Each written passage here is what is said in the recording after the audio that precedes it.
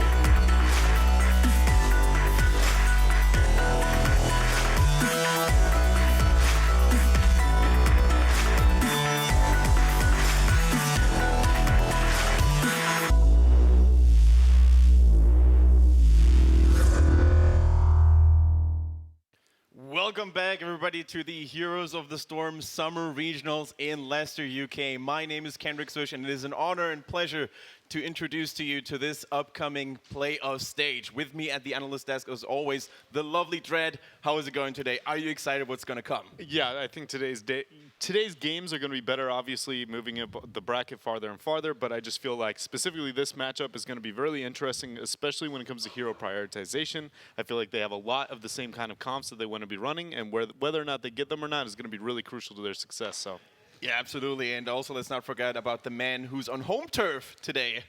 Tetcher, how are you doing today, sir? I am doing fantastic. I am so excited for these games coming up. Like Dredd said, this one's going to be really interesting due to the team styles. And the one we have coming up after it is also got a lot of hype behind it. And we do have the 2 teams who came first and second from the last regionals. We had the spring regionals, both in this round of 4.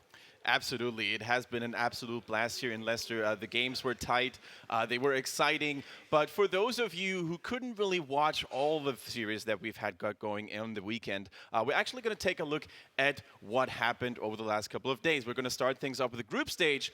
You know, a lot of good teams here. The top 8 teams of Europe had been assembled. And in Group A, we actually had Team Liquid and My Insanity pulling it all the way through. They beat the Silence Monkeys and Casual Gaming. Whereas in Group B, we now have the reigning European champions, Team Dignitas and Fnatic, who on paper have, without a doubt, one of the strongest roster in Europe. Now, moving on to the playoff stage, we now have the matches that we've got going on for today. It's going to be 2 very interesting and exciting best of 5s. It is also a single elimination from now on, so once you lose your series, you are gone for good and have to try it at a different time. The first best of 5 that we're going to present to you today is going to be Team Liquid versus Team Dignitas. So a very exciting one about that. And after that, we're going to have My Insanity versus Fnatic. You can really see that Team Dignitas and Fnatic there have been making their way through. So guys, let's talk a little bit about the upcoming best of 5. Is there anything real quickly that stands out to you that could cause some excitement among the viewers alike?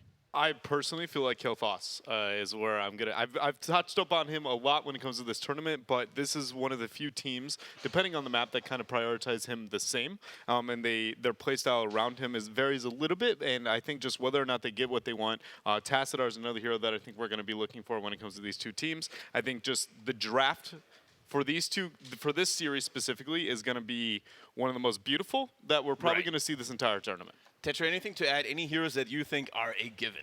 Well, we're definitely going to see either picks or bans on the Vikings from Team Liquid. Right. It is a hero that they have been running a lot, and it has been, in a lot of the matches they played him, a big game changer for them, similar to how Kael'thas has been for both of these teams.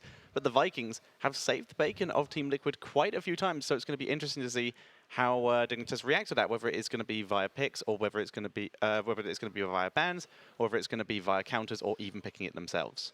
Now, once again, as a quick reminder, of course, we're going to kick things off with Team Liquid versus Team Dignitas. After that, we're going to move on to My Insanity versus Fnatic. But for this first best of 5, we actually had some time to talk to the teams and see how they charged themselves up for this upcoming semifinals. Let's take a look.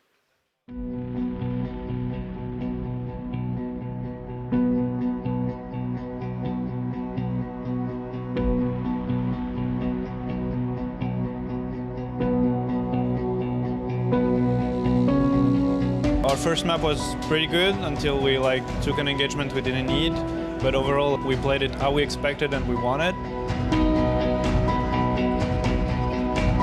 I think on our group stage matches we played pretty greedy, and quite a few times we got punished for that. Second map it was already sloppy, we just played pretty poorly, bad coordination as well. We didn't play so well, we paid for it, I guess now we learned. In the semi-final, we'll look to be a bit more reserved and just take it a bit more seriously, I think. So Liquid obviously played a lot of weird strategies, and I think our plan will basically just play a normal 5-on-5, and I am pretty confident we can beat them in that.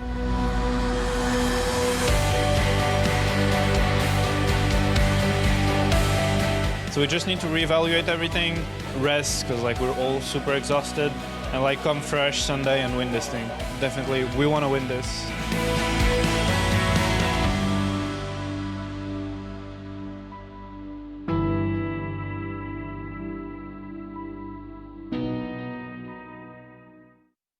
Really good to see how both teams are hungry for victory. They, of course, want to take the trophy and maybe even crown themselves later the European champion for now. Let's talk a little bit about the individual teams. We see Team Dignitas lined up here. They are the current European champions from the spring split. They've had a really solid performance in this tournament here in Leicester as well. Brad, what would you say is the reason for their consistency and their continuous good results? I think when it comes to Dignitas, I think I've harped on it before that I feel like they have a couple of holes in their draft, but for the most part, I feel like they have a really solid understanding of how they need to be drafting on a majority of maps, and I really feel like that is the number one thing that gives them the advantage and the success that they've had. Another thing is they're very good at punishing for that greedy style play. You saw Baker was actually commenting how they got a little bit greedy and they got punished for it, but they're actually probably some of the best at punishing when you make a minor mistake. They will make sure they capitalize on it. Yeah, that's something we saw quite a bit against Fnatic in their previous matches as well. Both of the teams made mistakes. In fact, all of the teams here have claimed very publicly that they made some mistakes in their group stage, and as Liquid said, they just want to refocus and get ready for the matches today. Yeah, on the flip side, we have, of course, Team Liquid here. Also, having a really decent performance in this tournament, not as decisive as maybe Team Dignitas' was, but they are considered to be the underdog in this series. They haven't made it out of groups last time in the Spring Championship in Katowice. They are still looking for their first major success at an offline tournament. How would you rate their chances here in this best of 5 in the semifinals? I think if they're able to adapt, depending on how game one goes, I think that they have very much a decent chance of being able to take out Dignitas.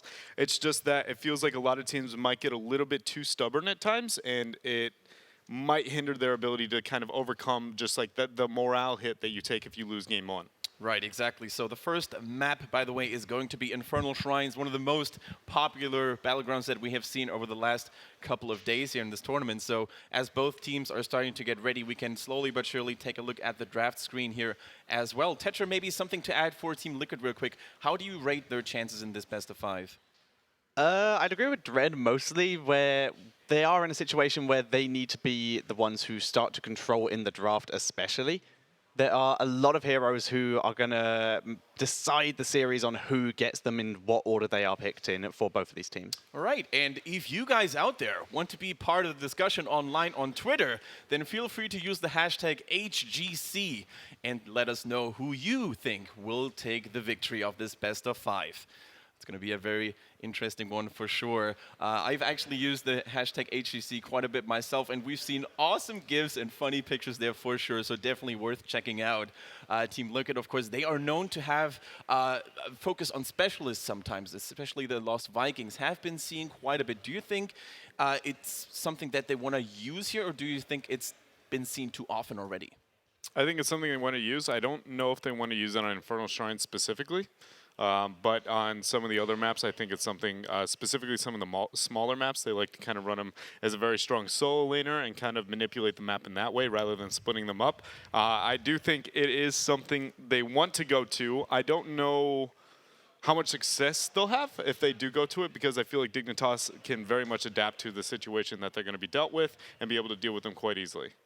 Yeah, so Dignitas definitely a team that is not fooled very easily. By the same token, though, Team Dignitas hasn't really shown too much of their secret compositions throughout the tournament, have they? No, they've played mostly fairly standard. They've brought out a couple interesting combos in, a little bit of burst on the odd occasion, but mostly it has just been the standard Dignitas playstyle of just outplay the opponents and win the game fairly straight up. Yeah, absolutely. I mean, Dignitas is just a team that has solid players on every single position. They have got JPL, who's playing a fantastic Stitches, a great warrior all over. Then we have, of course, the God tier support, as Dreadnought always likes to call him sometimes, on the Karzim at least, Bakery. On the flip side, we have strong players too, though. Chris is always good on those assassins. Yeah, I mean, BKB as well. He's made phenomenal plays this tournament. He is very, very popular on Reddit as of the last couple days due to just absolute style on that Muradin in one of his previous games. Yeah. So here we go, guys. Finally ready here on Infernal Shrines. Let's take a look at the draft screen as both teams are preparing themselves. Infernal Shrines, of course, a map that we've seen plenty of times. Can you maybe elaborate shortly what is important on this map? Wave clear is very, very powerful. Anybody who does well in small chokehold style of fighting is going to be able to excel. Heroes specifically, Kael'thas, Tassadar, Sonya, Zul are all very, very valuable. But I am really happy to see that Liquid actually is the team that is going to be first pick. I think whoever is first pick has a huge advantage here. And a Kael'thas ban coming right out the gates, I love this choice from them for Liquid. Dignitas most likely going to see an Illidan ban here. They absolutely hate that hero. I think it's going to be a Tassadar first pick as well. Like I said, high contention on this map. Not surprising, Zul or Tass, I think, is what we can expect. Yeah, I definitely like the idea of the Tass. It does give you a huge amount of control. Okay. Sonya also really good. It does give Tassadar over to Team Dignitas, which I think they're definitely going to pick because, one, it's a really solid hero. Two, you do not want to leave Tassadar open when the enemy already has Sonya. Yeah, it's a pairing, a deny, and it's synergy with the map. They go with the Stitches out the gate. Typically, they pair Stitches with the Lunar at some point within their draft, making it later. If I was Liquid, I would let them have it, honestly. I don't think it provides enough to the situation. I feel like Liquid can definitely outplay that style of strategy if they're willing to adapt to it. Yeah. An early Uther pickup here. Yeah, they definitely want to be safe, not to fall victim to an Uther ban in the second round. So, of course, we know that Divine Shield is ever so powerful on a strong Bruiser or Melee Assassin / whatever you want to call it, on like Sonya. Yeah, the slight issue with the Uther, though, with this pick, against the composition that Dignitas Dread said they might be moving into here, is he is burst healing on mostly single targets, whereas Lunara's damage and Stitch's slam can spread out the damage a lot. This is a problem we saw in one of the previous series. So if they're not careful, they may fall short a bit on the sustain in those fights. So Liquid have to be very careful. For now, though, it is Dignitas' ban. Absolutely. We've seen that a lot of spread AoE damage over time causes quite some issues for someone like Uther, who excels in strong burst healing, strong single target protection. So it's going to be interesting to see whether Dignitas really wants to ban one of those AoE heroes, like a Morphurian, for example, like a Rhaegar even. Excuse me, the other way around, of course. So yeah, it's going to be interesting to see. Double support is something that we have seen plenty of times already. Yeah, and that can definitely help solve that problem. Either of these teams, for example, could still pick up the Tyrande and still make it work, though it is a bit less likely for Liquid with what they have. I mean, this is something I've touched up on pretty much this whole tournament, and my Insanity is actually the only one that's done it. I would really like to see Liquid transition towards a Diablo somewhere onto this map, specifically, especially with Dignitas having Stitches already. I don't think they're going to pair that possibly with the double tank, I guess, but I don't think it'll be Diablo if they do. And I just love him on this map. I think it would pair well with them. They do decide to ban Lunara. I don't dislike it. I just feel like you can deal with it. I feel like pretty easily, but I guess they feel like they can, so they decide to remove it. How do you feel about that Dehaka ban, Thatcher? I mean, BKB has been known to be a very strong player in that hero in particular, hasn't he? Yeah, he's a very strong player on that hero in particular, and it also, banning the Dehaka means that they get to pick up Falstad, which is still a huge amount of damage for them, so, due to the fact they have been denied that Lunara, and they still get that global presence, which is one of the other advantages on this map. And if you can get that hammering at good angles, you can also use it very well for the clear with that boomerang talent. And the Shrine fights have a lot of good areas for either of Falstad's heroics. There has been a little bit of a discussion going on between building Falstad as a basic attacker or as an ability mage, so to speak. Dread, can you elaborate a little bit more on that? When do you go for which build? I think it's situational to what complements your composition the most. If you need the kind of burst of the sustain style, if you make it to the late game, and everything of the light. So it all kinds of comes down to how the composition works in the long run. Dignitas actually moves into a Vala. They're actually expected as Zagara. The amount of control that they get actually kind of project out in this map specifically, I kind of like that style of play, but they decide to opt out of it. As I said, I feel like Liquid transitioning towards a Diablo style here. A Diablo and a Zagara, a really good kind of just backline of some sort, I think is what they're going to be looking for. A lot of the main tanks, ETC, which we've saw BKB make colossal plays in the past, is up as well as an option for him. But Dignitas, like I said, that Vala pick is not something that I expected out of them. Maybe a Rain of Vengeance, very strong in those chokeholds, which is complementary to this map style. Yeah, basically, I do like the Diablo pick from them if that is what they go for, and the ETC. It is, they do need a tank, basically. They need to just work out which one works better for them and which one's going to assist them in taking care of that Falstad and that Vala.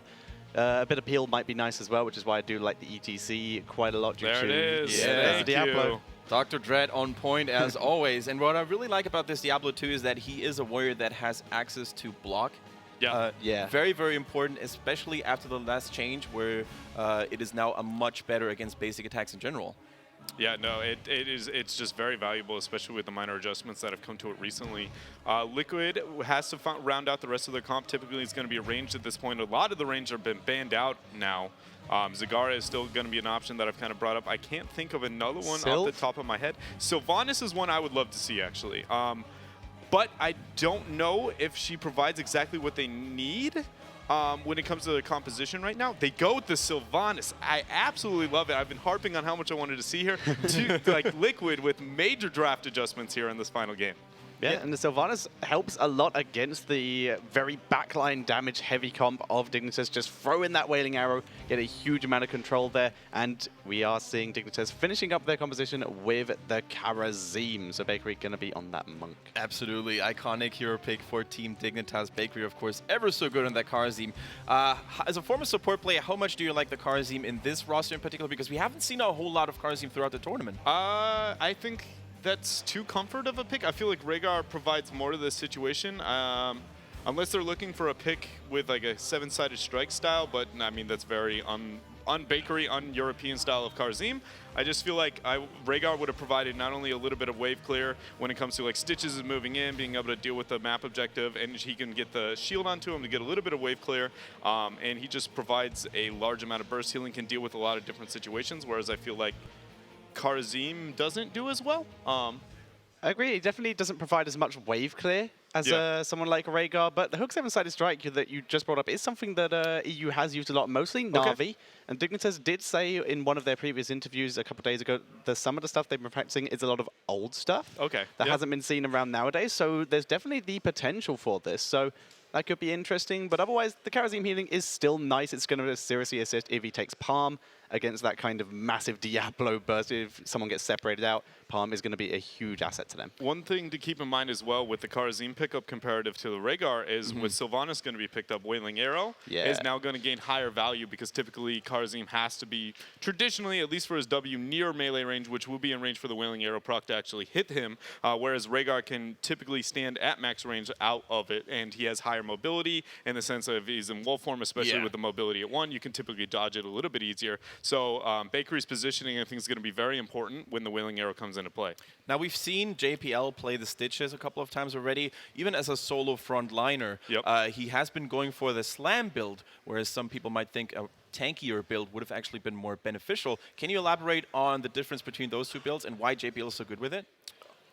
So both builds definitely have viability, and it comes to the situation of what your role is in a team fight. Traditionally, Stitches is kind of once you hit post 16, you're hook centric, and some teams feel as if you're too focused on your hook, and that's your only kind of win condition in a lot of situations, then you're going to have a really hard time with Stitches. So in order to deal with that, then you provide a little bit more utility with your close range engagements and everything else. It puts you in a situation where you aren't worried solely on your hook. I don't always agree with the options that we see specifically with JPL when he decides to. I think I like the fact that he is innovative, but I feel like sometimes it's a little too passive, I guess, one of his talents. Okay, super quick prediction. Which composition do you like more?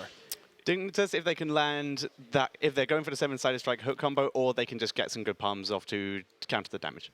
If you told me that I didn't know the team names at all, without a doubt, I'm convinced that Liquid has the better draft. All right, so Dread giving sway to the underdog in terms of lineup, at least. Now, we're going to take a look at the casters here. Of course, Grubby and Kalares will take us to Infernal Shrines. They are ready, so let's get to it. Thank you very much, boys. Time to get into our first series of the day, our semi-final, to find out who is moving on into that grand final for that one spot in the Summer Championship moving forward. Different from last season for sure, but very, very important here. I love that we get to find these best of fives in the semis. Yeah, and then the second tournament is pretty much just a whole new European Championship. Even though both rate equally as having one spot into the globals, you can't really think about it that way anymore, because this is a tournament in itself. $25,000 for the first place. Second place, 20,000. But yeah, there's that big difference of qualifying for the globals already. Definitely. And looking at these drafts overall, very excited to see how it's going to play out. Obviously, we see Team Liquid having quite a substantially strong draft for the map, with things like Diablo in there, things like Sonya and Sylvanas, as already mentioned by Dread, being a prime pick towards the later stages. Yeah, so we think that Dignitas is the slight favorite in terms of overall playing level, but then Liquid has a really good draft for the map. So let's see how that works out. Yeah, let's get into things then. It's going to be Infernal Shrines for game number 1 here between Team Dignitas and Team Liquid. The old rivalry as always. Some different members here and there, but Dignitas versus Team Liquid has always been a storied matchup. As we jump right into game number 1 here of our semi-finals between these two teams. To the left, it's going to be Team Dignitas with Snitch on Falstad, Bakery on Karazim as always, Wubby on Tassadar, Mene on Valor, and JPL on Stitches. And then to the right, we have Team Liquid with Shad playing Sylvanas, BKB playing Diablo, Lowell playing Sonya, Gerdem Herd on Uther, and finally Chris on Li Ming. Let's get in, Grubby, to game number 1. All right, one of the quintessential and classical maps here in this tournament so far, Infernal Shrines, favored by both teams. And we can immediately see that Team Liquid has chosen for triple block, actually quadruple block. Force Armor, of course, is a spell shield blocker on Li Ming. And Sylvanas is still looking for block. Figured out she doesn't have one and went for the arrows. I was like, oh, I wanted cool as well. And also on the other side, it looks like Dampen Magic for Stitches. So a little bit of a kind of change up compared to what I was expecting to see out of Stitches. But well, you're going up against Sonya, who I call the melee mage. As most of her damage is coming from spells, Whirlwind and Slam in particular. And then you've got Li Ming, who is a mage. And Sylvanas, she does have a fair amount of auto attack damage as well, but it's a lot that Withering Fire damage, so it makes a lot of sense going for Dampen Magic here. I feel like it's one of the most underrated talents of this patch. Nice dodge there by Stitch. Yeah, perfect timing. Shadow Charge. Yeah, doesn't want to get caught by that, and you can see that it was perfect timing due to the Shadow Charge actually activating during all of that. You can't just activate that on thin air As for now, Dignitas is going to set themselves with the 4-man roam between mid and top. So this keeps them very, very safe and allows them to get some good position, make sure that they're not really going to be ganked. I don't think there's too many orb collection talents other than on Tassadar. Yeah, Tassadar has one, and that's it. And then Li Ming collects hitting missiles on people's faces, and that gives her spell charge blocks with the force armor. Yeah, well, except for the opponent. Yeah, so that little rotation allows Wubby there to collect a few more globes during the earlier stages of the game. Very, very nice from 2 lanes. The lack of collection on heroes like Diablo and Uther, that also means that they aren't going to necessarily stay in a fight for as long as they could otherwise. We don't have the regeneration talent of health, Soul Feast on Diablo, and then we don't have the Uther Conjurer's Pursuit, which means long extended fights are going to be a little bit worse. Yeah, and early stages of the game as well, Team Dignitas having Falstad against a Sonya solo lane meant that technically Falstad has the advantage, or Team Dignitas has the advantage in being able to rotate around. Sonya's slower than Falstad, and actually they're going to switch out Sonya to come down here, have Sylvanas combating Falstad. But if they ever need it, as I said, Team Dignitas could make this a 4v5, 5v4 even, I should say, quite quickly. Yeah, of course, Shad would see that immediately on Sylvanas. He's actually deciding to go down already to make this a 5v5 at worst. And there we see that tactic of using Diablo on Infernal Shrines, doing the overpower to anyone who comes near, and then pushing someone into one of these 4 walls around the objective, which gives a 1.25 second stun instead of a 0.75 second stun.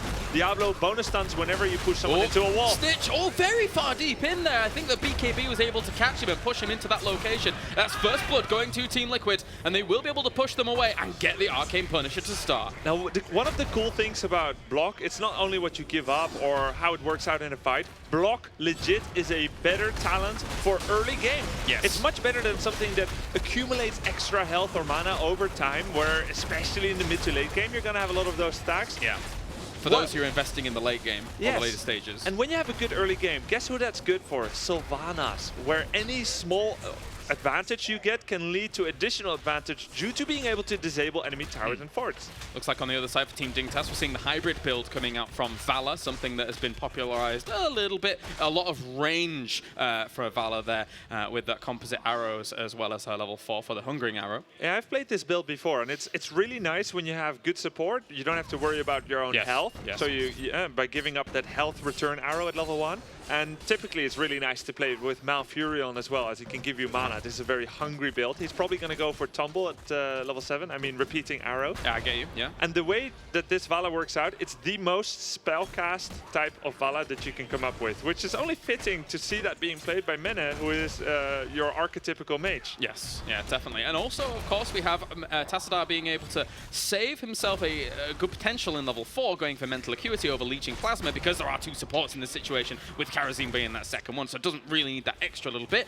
but can be very, very important for having the vision on this map. Yeah, it's Bakery almost always takes this, even if he has 2 to 3 auto attackers on his team who could benefit greatly from Leeching Plasma. He really values that extra vision very much, and this can help JPL get some nice hooks with the extra vision.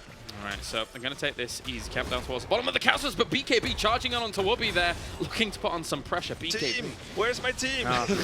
It's like, we're busy, bro. The Khazra, jeez. All right, so, and Chris, that's quite aggressive. Oh, going in for the fountain. Clever moves. Love it, love it. Yeah, you take away that ability for the opponent to tap, save some time and heal and go back into the lane. Finishes it off with Calamity, why on earth not? But that might actually cost him a little bit. His teleport was on cooldown for a moment. Tries to go for the hook. Almost still dodged into the further part of the hook, but nice dodge there by Chris. Yeah. One thing I'd also like to point out, we saw an instant triple block pick by Team Liquid. And I don't know if it was being planned by Dignitas to go for spell builds on Falstad and Vala, but this could be one of the reasons to save your talent pick until you reach the lane, as there's no benefit of picking block that early. Right, I get you. So let's say if they didn't pick block, maybe Vala is like, oh, I'll go for full auto attack build. Yeah. Maybe not, but it's definitely a reason to delay it, and we're not seeing that enough yet. And that's why this game is so fantastic. There are those choices that do come into play, even just based on one talent alone. Yeah, imagine people aren't picking talent until like level 2. BKB gets in, that was a cleanse on him, unstoppable for a moment. He will get away from there, so he is fine. And does get away, but that was a lot of damage done to him. He can't frontline anymore, which means there's almost a guaranteed position here for Dignitas, unless they screw up, to get this Mortar Punisher. Yeah, and Diablo doesn't have the regen talent, Uther doesn't have mana, so Long fights will be tough. Another hook on BKB. Yeah, Lowell's going in quite deep though to actually try and save him, and actually blowing up on towards Karazim. You've got to be very careful when Radiant dashing in there. JPL is on the run because of the amount of damage done to Karazim, killing him off, and he had no sustain from that point. Team Liquid picked that up. Great blow up on Karazim, but he was a little bit far forward there, was Bakery. Yeah, well, very well managed by Team Liquid. The hook that actually turned around. JPL getting away with 161 HP there. And Karazim, yeah, got blown up as they tried to focus the warrior, focus BKB. And that's the risk you run as Karazim, as Monk. I mean, even Bakery can fall subject to it. You know, it's unfortunately, you have to be in the thick of things to be maximum efficiency with your healing. But in that instance, Lowell was able to spear in there and do big damage along with the rest of his team. Of course, Karazim the Monk gets extremely powerful at level 16 on this battleground, where you're continually clustered around each other, and he will start doing bonus healing with Circle of Life. Yeah. Looks like we do have the Disintegrate, a Divine Shield, Wrath of the Berserker, Fire, Lightning Breath, as well as Wailing Arrow coming in here for Team Liquid. And on the other side, it's going to be Strafe, Gust, we have Palm, Putrid Bile, and Force Wall here for Team Dignitas. Pretty action-packed game already, with just 2 takedowns for now, but that's because the supports were pretty on point, saving their frontliners. Some good hooks going in between all the skeletons by JPL, trying to get pickoffs, but so far it hasn't worked out to get a kill yet. Gotta get some of them noms in here, as we will see Chris just cleaning up the wave with his Disintegrate. Why on earth not? You know, I have to say I expected maybe Rain of Vengeance coming out of Vala. Like, both are good. But it's pretty easy to hit your Rain of Vengeance on this map. You also have triple frontliner. It will be a nice follow-up to Hook, but instead going with the raw damage, it's also very strong. It's not like you have the super front line that we saw from our previous strafe in the yesterday's games, of course. So there is the potential that Vala could get collapsed onto here. Really depends on how Mini's really positioning himself. Wow, Shad got pretty low, but is escaping. So it's going to be interesting to see if he can get the full strafe off during these games. One of the keys on this map is the mercenary camp control. Getting the camps at the right time, occasionally stealing the neutrals or stealing your opponent's camps before the Infernal Shrine spawns is going to be quite key. Now, the positioning of this shrine is not advantageous for Team Liquid, who has a really nice Fallen Shaman timing, but will actually send that camp to the top where it's relatively easy to clear out. Now, one thing this does do, if you use that camp to kind of start the fight in the middle of the lane, it can help and block some skill shots and add some extra damage. And that's going to happen in about 10 seconds. But for now, it's all about the objective. Charge and block on towards him. That's a great silence coming out. Perfect timing. If they needed a palm, that was important. But likewise, a counter Gust made sure he wasn't going to be able to follow up on the kill on JPL. Sick cleanse by Garrett, blocking the hook on Chris. Nice. Very good reaction times there. Just bounced off of her. Oh, but that's good. Caught. He might have to Divine Shield himself. Yes, he will. He's going to get out of there. Putrid Bile was going to try and slow him down there from JPL. Really in the thick of it. BKB, Shadow charges him back. Lowell taking some damage. Lightning Breath to try and keep them out of here. And he will get killed. And he will die off. But thankfully, he has the souls. He will revive pretty soon. Yeah, I feel like that was a zoning Lightning Breath to save the rest of his squishes. There were so many low HP heroes on Team Liquid that BKB made the sacrifice there to save his allies. But I feel like the main problem here was Gerd's positioning. He was in front of the smoke screen there in the middle, all the way in front, and got caught out by a Force Wall, which means no Divine Shield on Diablo's Lightning Breath. The idea of what Wooby just did was fantastic, but the palm is going to go off. He will be able to save Wooby there, unless Disintegrate had changed trajectory for just a moment. Very, very difficult for Chris to react to that kind of thing, but you saw him Force Wall, keeping Diablo away, while trying to get a pick off elsewhere with the hook. It was cool, didn't work out, and now Team Liquid have gained some stability again, pushing with Mortar. Oh, Frozen even, I should say. Yeah, the Frozen Punish here, jumping over the wall. We have Disables there from the dagger. A pick-off attempt on Karazim. Oh, gets out of there. The Gusts are on point here for Snitch at the moment. Very, very good reactions, but at the same time, they are still a little bit behind. They're going to lose themselves this fort. They have to back away. Can we get level 13 already, says Team Dignitas. Yeah. Finally, they get it, but the fort is already gone. Very much value coming out of Sylvanas there. Double Relentless on Stitches and Karazim, always going to keep them nice and sturdy against Sonya, Diablo, Sylvanas here with that, and will be quite far forwards, and he's going to go down. Oh, a little bit of a blunder. Oh, Haunting Wave preemptively by Shad. That is the longest range on Haunting Wave I've seen in a long time. Yeah, very, very nice move. You gotta be really quick with that. As Haunting Wave, Eldruin's Might, they're two escapes that you kind of need to get ready before you need it. Yes. So good. Really good reaction time. Shad has been playing, aside from, like, of course they did lose to My Insanity in the first day, but Shad has been really, really on point for Team Liquid these past couple of days. I like his talent choice at level 13 as well. It's definitely different from what we usually see. We don't see the double Haunting Wave with bonus Q charges. Instead, Life Drain with the cooldown reduction at 4. Lost Soul together with Life Drain. So he's going to be able to be more self-sufficient in terms of healing, which allows Uther to heal the front line. And Mene going in very far here. That's a Gust with the Strafe actually doing a little bit of damage here. Lightning Breath's been used. They want to blow up Diablo as quickly as possible. Coming in from all sides, it's going to be the Divine Shield to save him. Low ult taking some damage there from Snitch. He's going to have to barrel roll away from BKB, who got in with the Shadow Charge, but he will be finished off there by the hammer. I keep wanting to call it an anchor because I like it on that skin, but I'll call it a hammer anyway. Well, that could have been a lot worse there for Team Liquid. They got busted into near the fort. I thought it could be multiple casualties. Actually, I think the anchor is the Thunder Strikes from Snitch. You hear the anchor when he drops his Thunder Strike. Oh, yeah. It's nice. I will not do that sound again, by the way, in case you were curious. All right, well, getting the Bruiser camp up towards the top now while that shrine does activate. Unfortunately, yeah, they would have ideally liked the shrine to be coming down towards the bottom, but this is going to be okay for them regardless. Okay, there's still 2 camps on the map, and the shrine is taking longer to get ready. 30 seconds instead of 15. The first few do take 15 seconds announcement. There's still time to get this Impaler camp here. And this is a good camp. Team Dignitas knows.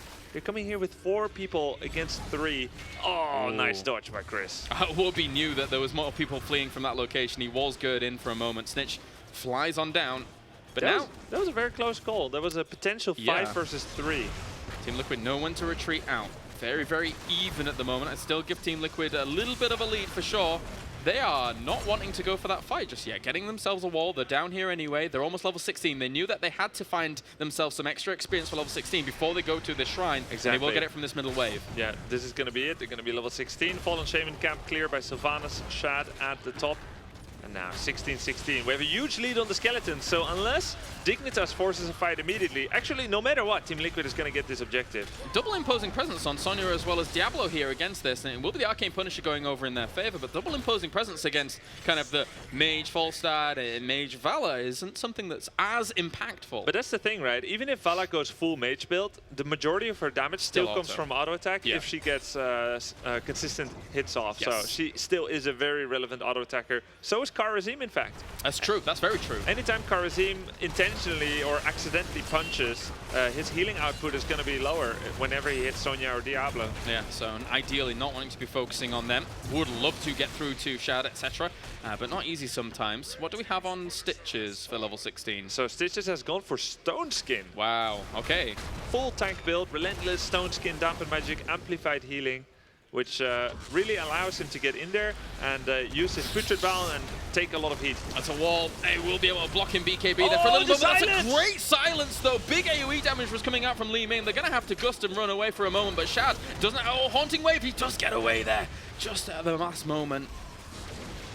The thing is that he doesn't have Will of the Forsaken as well. Very important to note. So during all of those moments, if Shad gets caught, he has less tools to try and get away. But it once again reiterates what a great choice Sylvanas is, because there are actually 0 stuns for Team Dignitas besides Falstad's Hammer Time at level 16. So there are no super reliable stuns here, which means that Haunting Wave can and will always get him away, so long as he doesn't take critical damage. All right, so 17 against 17. Unfortunately for Team Dignitas, they have hardly done any structural damage. I suppose there could be pockets of experience if they're able to get a good fight later on and try and really snowball it from there, but Team Liquid is playing very, very well right now. BKB is playing a great Diablo, knowing exactly when to go in and when to go out. Well, you know, it was mentioned already in the pre-draft analysis that the better objective clearing team is Team Liquid, and they've been taking every Punisher. Yeah. And though together paired with Sylvanas, that has led to a number of structural damage. Sylvanas had to Haunting Wave away from Falstad up towards the top there just momentarily. Yeah, Snitch didn't happen to hit either the Hammer Time or the Boomerang, so Shad managed to get away to safety. Importantly, she's healthy, so she doesn't have to go back during this moment where they are being sieged up. She can be stuck around for a little bit, and they're going to start working on that Bruiser camp up here.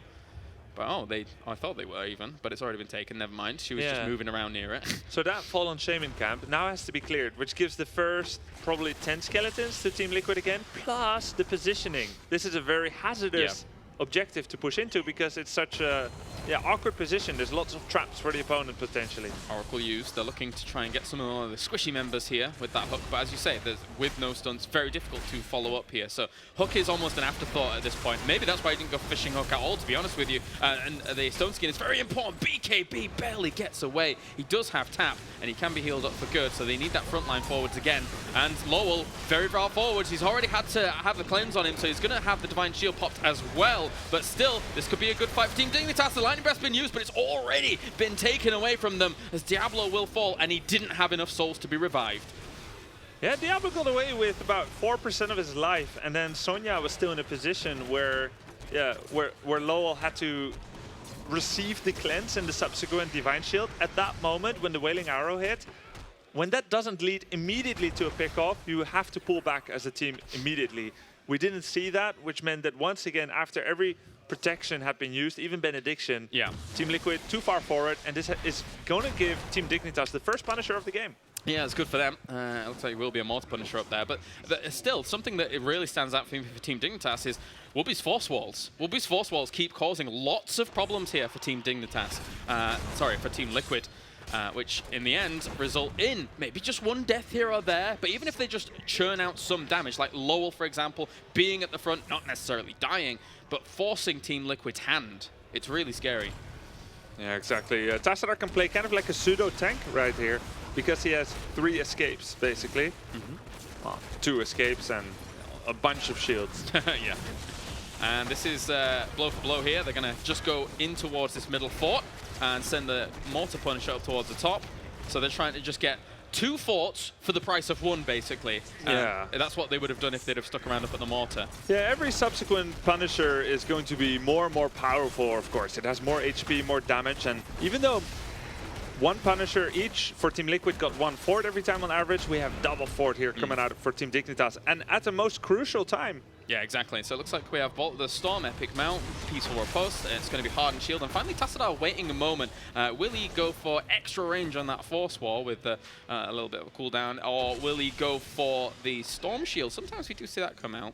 Yeah, it's going to be Force Barrier, 50% range, and 1 second off of the cooldown, going from 12 seconds to 11. All right, so is it the duration of the wall? It used to be 1 second more. Yeah. It is 1 second more. The duration. Yeah, scary stuff, really. Because never mind. If you get caught, it's already been forcing Team Liquid's hand in the way that it's been doing. Like when Lowell's been extending forwards. And imagine now just 1 second extra in these fights. It is very, very scary to deal with in itself. Yeah, my bad. No, it's fine. I make that mistake. I made that mistake just before and then reread like that. All right, yeah, that's going to be very powerful utility. Storm Shield, of course, could be nice as well. We even see a bit of rewind on Tassadar now and then, which makes him like almost virtually unkillable. Yeah. And we'll see the level 20s coming in now. It's going to be Hardened Shield, Temporal Flux, we have Redemption. What is the name of Diablo's one at 20? Jeez, it's Hellstorm. There we go.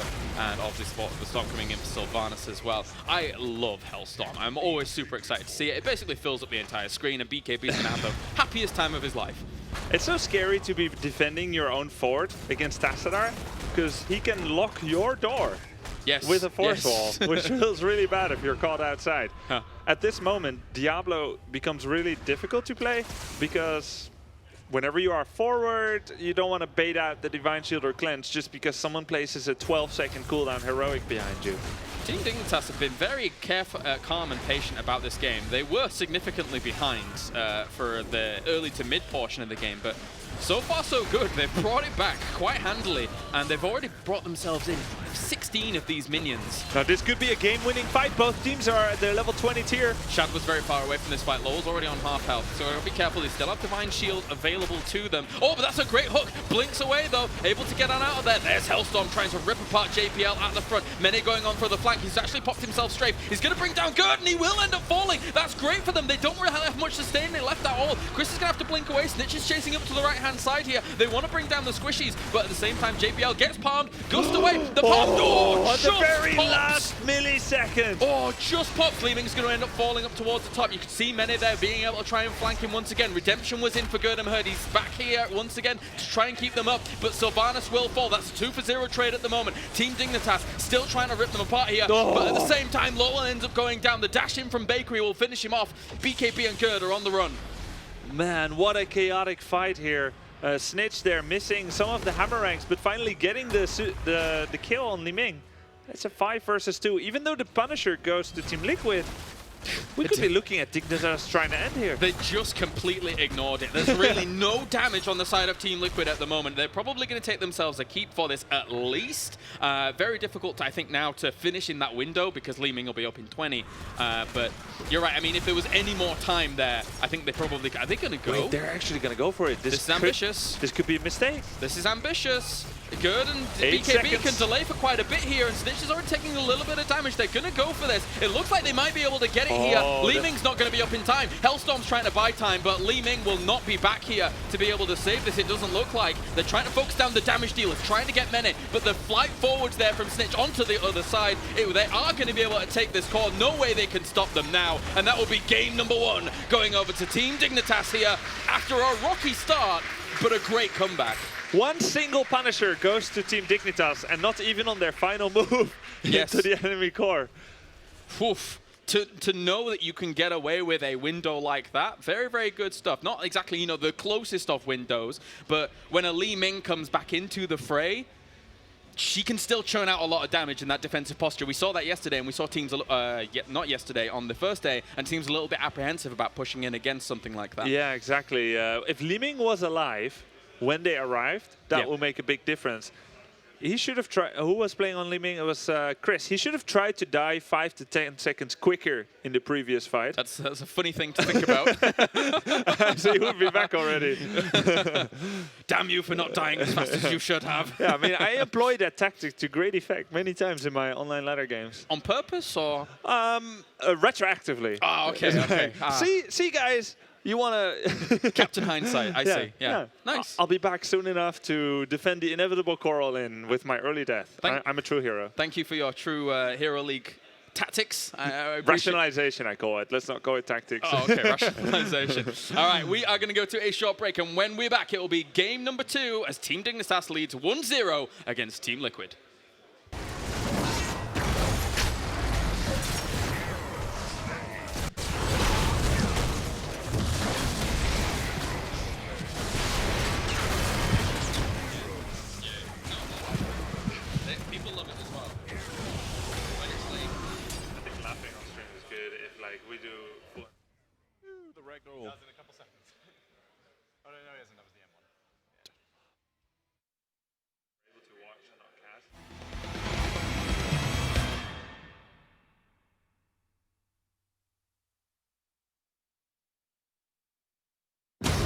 Where am I? You're wanted for treason. I've always been loyal to the Dominion. Rogue agent, send reinforcements immediately.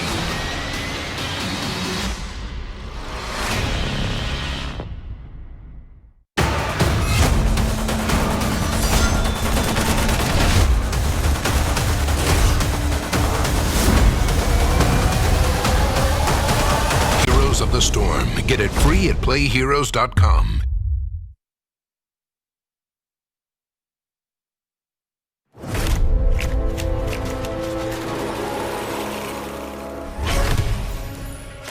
There was a time long ago when I fell under the influence of treachery and darkness. I now go into battle, redeemed by the purifying power of the light. I am Lady Liadra, and when I shine the light's wrath upon you, there will be nowhere to hide.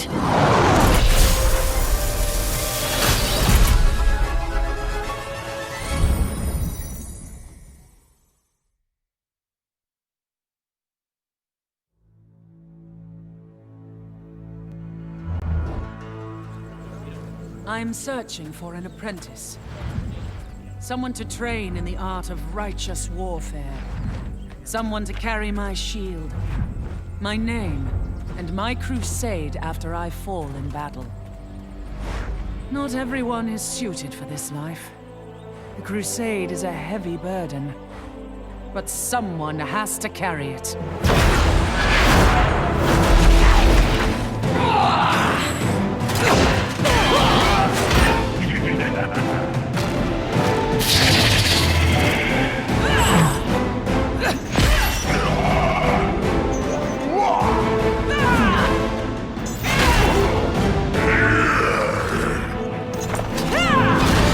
My name is Johanna. I am searching for an apprentice. Interested?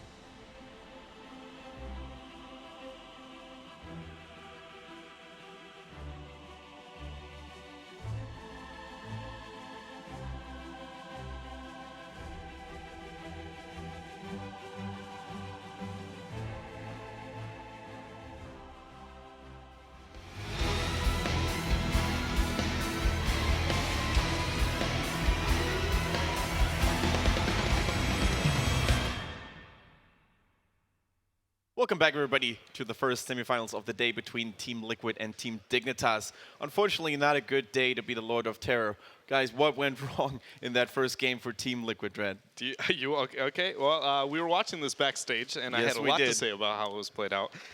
So right out the gates, I felt like I started beforehand. I thought that I actually felt like Team Liquid had a very, very strong composition compared to Dignitas, and it felt like a lot of the problems that happened with Liquid is they just felt not on the same page. In a lot of different situations, Wailing Arrow would hit, but Lightning Breath wouldn't be going down. Lightning Breath was used, I think we said it was 3 different times, where it was used as a reaction to almost dying rather than being using it as the aggressive initiator in any way, shape, or form.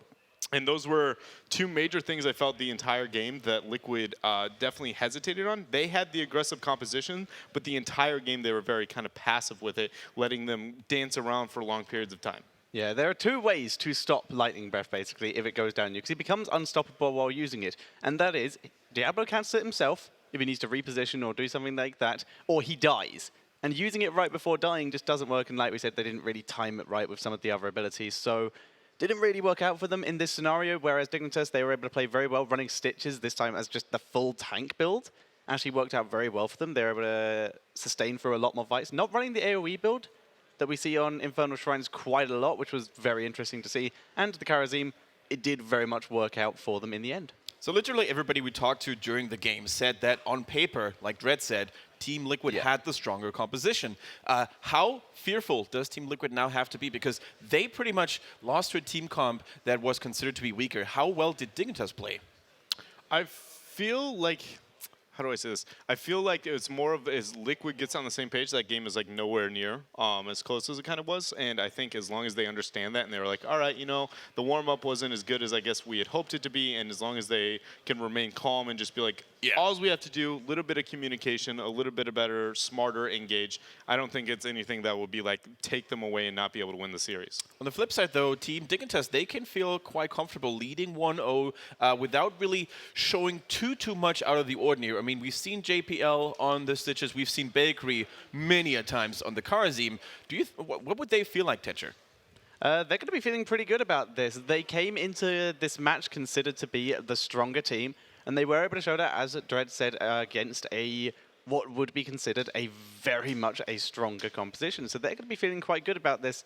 And going into the next draft phase, which is going to be on Tomb of the Spider Queen, they're going to be able to think about their drafts probably a little bit more, as opposed to the previous game, because they feel more comfortable from a skill set, knowing they're good, finding their comfortable heroes. It's just very unfortunate for Team Liquid, because if we take a look at some of the minor moments in the game as well, the individual strength is definitely there in most of the members. We saw great cleanses from Get 'em Head, for example. Yeah, and the Stitches hook, there was multiple. Exactly, yeah. So they just have to make it click as a whole unit, I think. Yeah, I think a lot of it comes down to initiation with the follow-up from the backline, as long as that's a little bit more coordinated. At the same time, at least looking at the drafts coming from the past from Team Liquid, Diablo is not something they've shown to be very comfortable with. So maybe a little of that being trying to make micro adjustments in the middle of the tournament, and that might be why the communication being a little bit off. My biggest thing to take away from that first game is that as long as the draft strengths still remain as consistent as we just saw in that first game coming out from Liquid, I think they have what it takes to be able to take this series, as long as they just can work out the small little kinks that they had problems in the first. Do you think that, judging from how Team Liquid played in the first game, Tetcher, that they had a little bit too much respect out of Dignitas? Because they hesitated quite a bit to engage. Yeah, I think so. I think they were a little bit fearful just due to the opponent is possibly a big likelihood of how they were feeling themselves. So they need to be more aggressive. It is just another team they need to play more like they did yesterday, where they are playing to win the game, not playing the team, basically. All right, and we're going to see what is going to take place in map number 2, Tomb of the Spider Queen. A little bit of a different mechanic that we've got going on this map, because we actually have smaller distances between the maps. We need more rotations than on Infernal Shrines. So most likely we're going to see maybe a ban on Dehaka once more, maybe a Kalthas ban. What do you think, guys?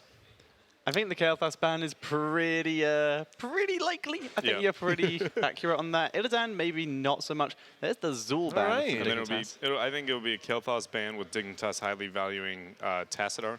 That's what I think they're going for at this point. It was a smaller map. Illidan's not going to be a threat point. Dahaka also less value on this map, so I don't think any of the teams are worried about that. There goes out the Kel'Thas. I would not be surprised if, like I said, Tassadar. Yeah. Tassadar, of course, really useful on this map in particular, too, because he provides additional vision. He's a jack of all trades. He doesn't give away anything from the team comp. So that's exactly what comes out from Team Dignitas here.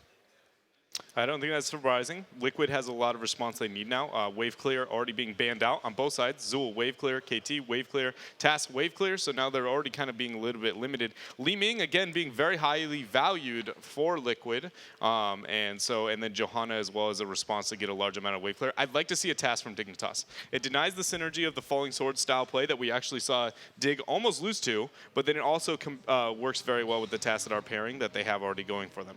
Yeah, Zhonya would be very strong for them here, and it's someone who can really give Li Ming a hard time if she can get into that backline and can at least sustain it through these fights. Falstad picked up by Dignitas first, though, giving them some wave clear, giving them a bit of mobility around the map, and some nice turn-in harassment to deny that as much as possible. Yeah, by picking Thrall, they're also picking away one of LoL's most played heroes. A very interesting choice there. Now, Team Liquid, on the other hand, they are the ones to ban second now, their second hero at least. What's it going to be? What could it be? I think at this point, they're going to be worried more about a DPS.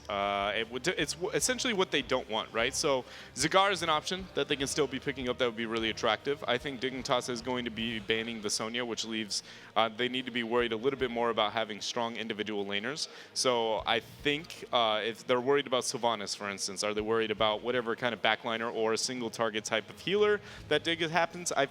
There's a lot that it can be going with.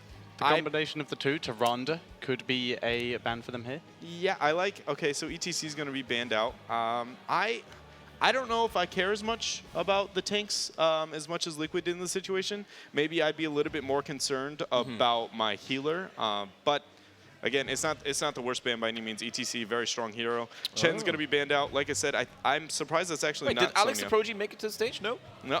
Substitute coming in. All right. No, the Chen is, of course, very annoying to deal with. And it's also one of those heroes, pretty much like a Zero Tool almost, that can single-handedly cause a lot of chaos in a team fight and can maybe, with a lucky punch, cause you to win or lose a team fight. So I think by taking away risks from potential lineups for Team Liquid, Team Dignitas plays it very safely.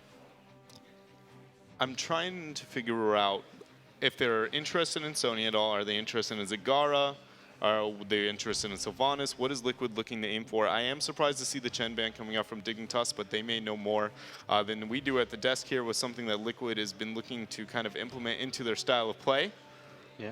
I quite like the idea of the Sonya, like you mentioned earlier. You already mentioned, Kendrick, that LoL has had that Thrall taken away from him. Now they have a Rhaegar, which would be a really solid healer for a Sonya, and they could, as Dredd said, go into that wonderful Leap Falling Sword combo. But at this point, do they need to pick it, right? You're in a situation where you already see one melee on the side of Dignitas. It's fairly uncommonly paired unless there's a Zul, so it leaves an opportunity for them to wait it out a little bit here. At the same time, picking it and being a little bit more patient and reactive is not an uncommon strategy when it comes to drafting, so they do have multiple options here. With a Johanna that just highly valued there, I do like it because, like I said, with how much wave clear didn't exist there, oh man, the Sylvanas. Oh, nice.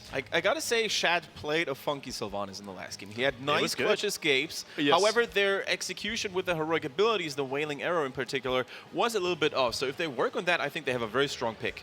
I agree, and I don't even think it was his Wailing. I thought his Wailing Arrows were very good. Yeah, I just felt like the team was not very working well with him. I felt like his Wailing Arrows were very well timed. The targets were pretty good for the most part, so as long as they can clean that up a little bit, I love the pickup. Works great on Tomb of the Spider Queen. Again, the solo is a melee usually is what we'd be looking to pick up here for them. They don't have very big wombo with the Wailing at all. True. Usually 2 heavy initiations is what you'd like to see. But at this point, if they do go Falling Sword and they go Leap and a Wailing Arrow falls up, it's very hard to deal with. Guess what? There's no cleanse. Yeah, you can't cleanse because your silence of Disintegrate just comes out, deals all the damage. But they do need to be careful with this composition because if any of them get caught out, thanks to Dignitas, that we didn't mention they did pick up the Muradin and the Tyrande. They do now have a lot of lockdown potential themselves. They have that wonderful stun combination, so they can try and drop people like Sylvanas, like Rhaegar, like Li Ming if they get caught out of position. I'll be honest, I actually don't like the last 2 picks from Dignitas. I don't think they're bad by any means. I just feel like they don't have enough wave clear to justify picking such a Stunlock-oriented composition. I guess they do have a decent amount. It's not like they struggle too heavily, but I feel like, I don't know. I just feel like Stunlock style of play, if the wave clear is compensated enough on the other side, is usually not something that, it's easy to deal with, I feel like, in a lot of situations. Especially on a battleground like Tomb of the Spider Queen, wave clear is ever so important. So who do you think has gotten the better half of the draft there, guys? I think Liquid on this one. I really like their comp. I think Liquid's draft is super strong if they can land that. Dignitas have had trouble with this kind of composition before. It was Falstad last time they did it, but Falling Sword into Leap into Wailing Arrow Disintegrate is very strong, and Liquid is a kind of team that can hit it. Real quick? I agree. I think I like Liquid's composition more. At the same time, it's not nearly as lopsided as last game, and Dignitas's composition is very straightforward, and it's easy to run. So I talked about this yesterday. Sometimes the easier comp to run is the best comp. So. Okay, so things are looking good for Team Liquid, at least on paper. Now let's get back to our casters, Grubby and Kalaris. Bring us to Tomb of the Spider Queen, guys. Thank you very much, guys. All right, game number 2. Interesting drafts once again here. I feel that Dignitas has so much strength in that early game with the potential for their roams, with the strength that we see Thrall having in his solo lane, etc. It could be good for them. I mean, their execution in that last game, patient, steady, stable. This is a composition that looks good for it, but Team Liquid's draft, good for the map. Yeah, I didn't entirely hear everything from the draft discussion, but yeah, we do agree that it once again seems like Liquid has the better wave clear. They have the better objective-focused team. They have Sylvanas again, Johanna, which is great at those wave clear rotations. But Dignitas have a stun comp. Now, we saw this yesterday with a stun comp for pickoffs and roaming and killing, taking down enemy heroes. We saw that not working out yesterday. And so the execution for this has to be really, really good. In order to actually get some takedowns and be able to wrestle back map control. And Dignitas, they could do it. They've played last game really well. It was a similar situation where they had a worse objective-focused team. And they were able to do it with just 1 out of the 5 or 6 Punishers. Yeah, it was strong stuff. Good control of the map later on, of course. Team Liquid, though, definitely not done yet. Looking pretty good in those early to later games. And we were talking during the break and stuff like that. That's normally what we do about these games, and we just kind of we keep casting the game after we finish casting the game is basically what we do. We think about the positioning and everything like that. And some of the fights later on for Team Liquid, they felt like they were a little bit disjointed. BKB being quite far forward as a solo tank and allowing, unfortunately for him, his backline to be a little bit exploited by the fantastic positioning, really, of people like Stitches and stuff. Snitch. Yeah, that's a very, very similar name. Yeah, it was basically Dignitas' backline wrecking Liquid's backline a little bit, with Snitch just flying with his Falstad on Chris's Li Ming and saying, 1v1 me, mate, milady, or something. 1v1 me, bro. All right, it's time to get into Tomb of the Spider Queen with Team Liquid over to the right-hand side with Shad on Sylvanas, BKB on Johanna, Lol on Sonya, Gerdem Herd on Rhaegar, and Chris on Li Ming. And then to the left, we're going to have Team Dignitas with Snitch on Tyrande, Bakery on Tassadar, Wubby on Thrall, Menet on Falstad, and JPL on Muradin. Didn't mean to do that backwards to the way I normally did it, but there you go. That's how it's going to be here. Tomb of the Spider Queen 1-0 at the moment to Team Dignitas. Let's jump in to game number 2. We will ignore the chat and focus on the minion wave blocking that we see being engaged by Team Liquid. Oh, look at this instantly! Dignitas realizes what's going on! The counter to minion wave blocks! Oh! Team Liquid's not happy. Where were you when your mid tower got 5-man attacked? We were also in the mid. Yeah. It's like, okay, why didn't you defend it? We were delaying the minion wave by a microsecond. Very quick thinking there by Team Dignitas. Love it. Insta-kill. Already And I mean, the Sentinel shows that as well. Yes, that's the power of Tyrande, I suppose, in that instance. But that must be a practice move, a rehearse move. You can't be like, oh, let's just do this for the first time ever. Like, that could be super risky. Oh, indeed. They had an option through their practice where they say, if we see the opponent doing the minion wave block ever in our next, you know, year, we will use stratagem A. Yes, so it's Strat all of us like initiate stratagem A. It's Go one of those. for the tower. It's one of those 90-20 things. You're like, oh, 90-10 things. Even I'm like, 90% of the time you're never going to get to use it, but that 10% of the time you're like, it's time, boys. Get that tower. Very nicely It's done. like, what's stratagem A again? Kill the tower. Oh, okay. Why did you just say so? Because we have code names for everything. Code names, they're important. It makes it sound cool. All right, so moving up to the top here, it's the 4-man rotations between top and mid again. A little bit of power behind what we're seeing here from Muradin as well as Tyrande. Like what JPL is doing there. As a tank, if you have an escape, you can just slow that rotation, as there's definitely no way that a team wants to rotate behind their fort, as that takes about 3 times as long to actually get to the middle. So you can try to force a bit of either delayed rotation with delayed wave clear, or you can actually deny XP if they are absolutely late. We'll be doing very good in this 1v1 against Low. Oh, that would have been a Dwarf kill if the Pharaoh Spirit hit, I think. There would be a 1-second route into a Bolt and Lunar Flare with Hunter's Mark from Snitch, but the Wolf missed, so opportunity has been lost. Yeah, those are the best times for using aggressive Dwarf tosses, though. I mean, almost in very rare situations do I encourage aggressive Dwarf tosses, because you almost always want to use it for retreating out, especially in team fights. But in that instance, great use of it if it had all kind of panned out. Yeah, and have you noticed that if you Dwarf toss in and immediately Stormbolt, it almost always misses? Because it's quite obvious where you're going to aim it. There's a lot of telegraphing for the opponent to show where you're going to use it. But it's okay if someone else hits a root or a stun first. So he just had to have faith. And skin popped there by Johanna, moving on away here, as we do see more level 4 talents coming on in for everybody across the board. And Sylvanas' level 4 talent here with the wind. Not exactly as common as the other Quivering Arrow. Yeah, he didn't go for Lost Soul this time, the cooldown reduction on the dagger. So I feel like he'll probably take the level 13 Haunting Wave talent, so you can get really good range and do good frontline damage. Yeah, definitely could get away with that here. As we will see, once again, this rotation round to the top, trying to stop them from turning in up there. And we've got 20 gems in at the moment. It's going to... A lot of Tomb of the Spider Queen, if you're unfamiliar with this map, comes down to these turn-in points, controlling them, keeping vision on them. That's why something like Tassadar is a very, very good choice for this map. Yeah, and that's... Yeah, exactly. And actually, the stats say that the first turn-in leads to a victory 60% of the time, roughly. Okay. So it could be either because you are winning, that's why you get the turn-in, or other way around. Yeah. Cause and effect. Cause and effect. Or just happen to have those two stats in the same game. But either way, take it as you will. That's roughly how it goes. And anyway, 60% is not 100. So we have enough gems here for Team Dignitas. Oh, finds a BKB. A stray BKB. What are you doing there, mate? Get out of there. And unfortunately for JPL, don't think he can really do too much against that. Look at them hitting each other, doing no damage. That's really fun. Yeah.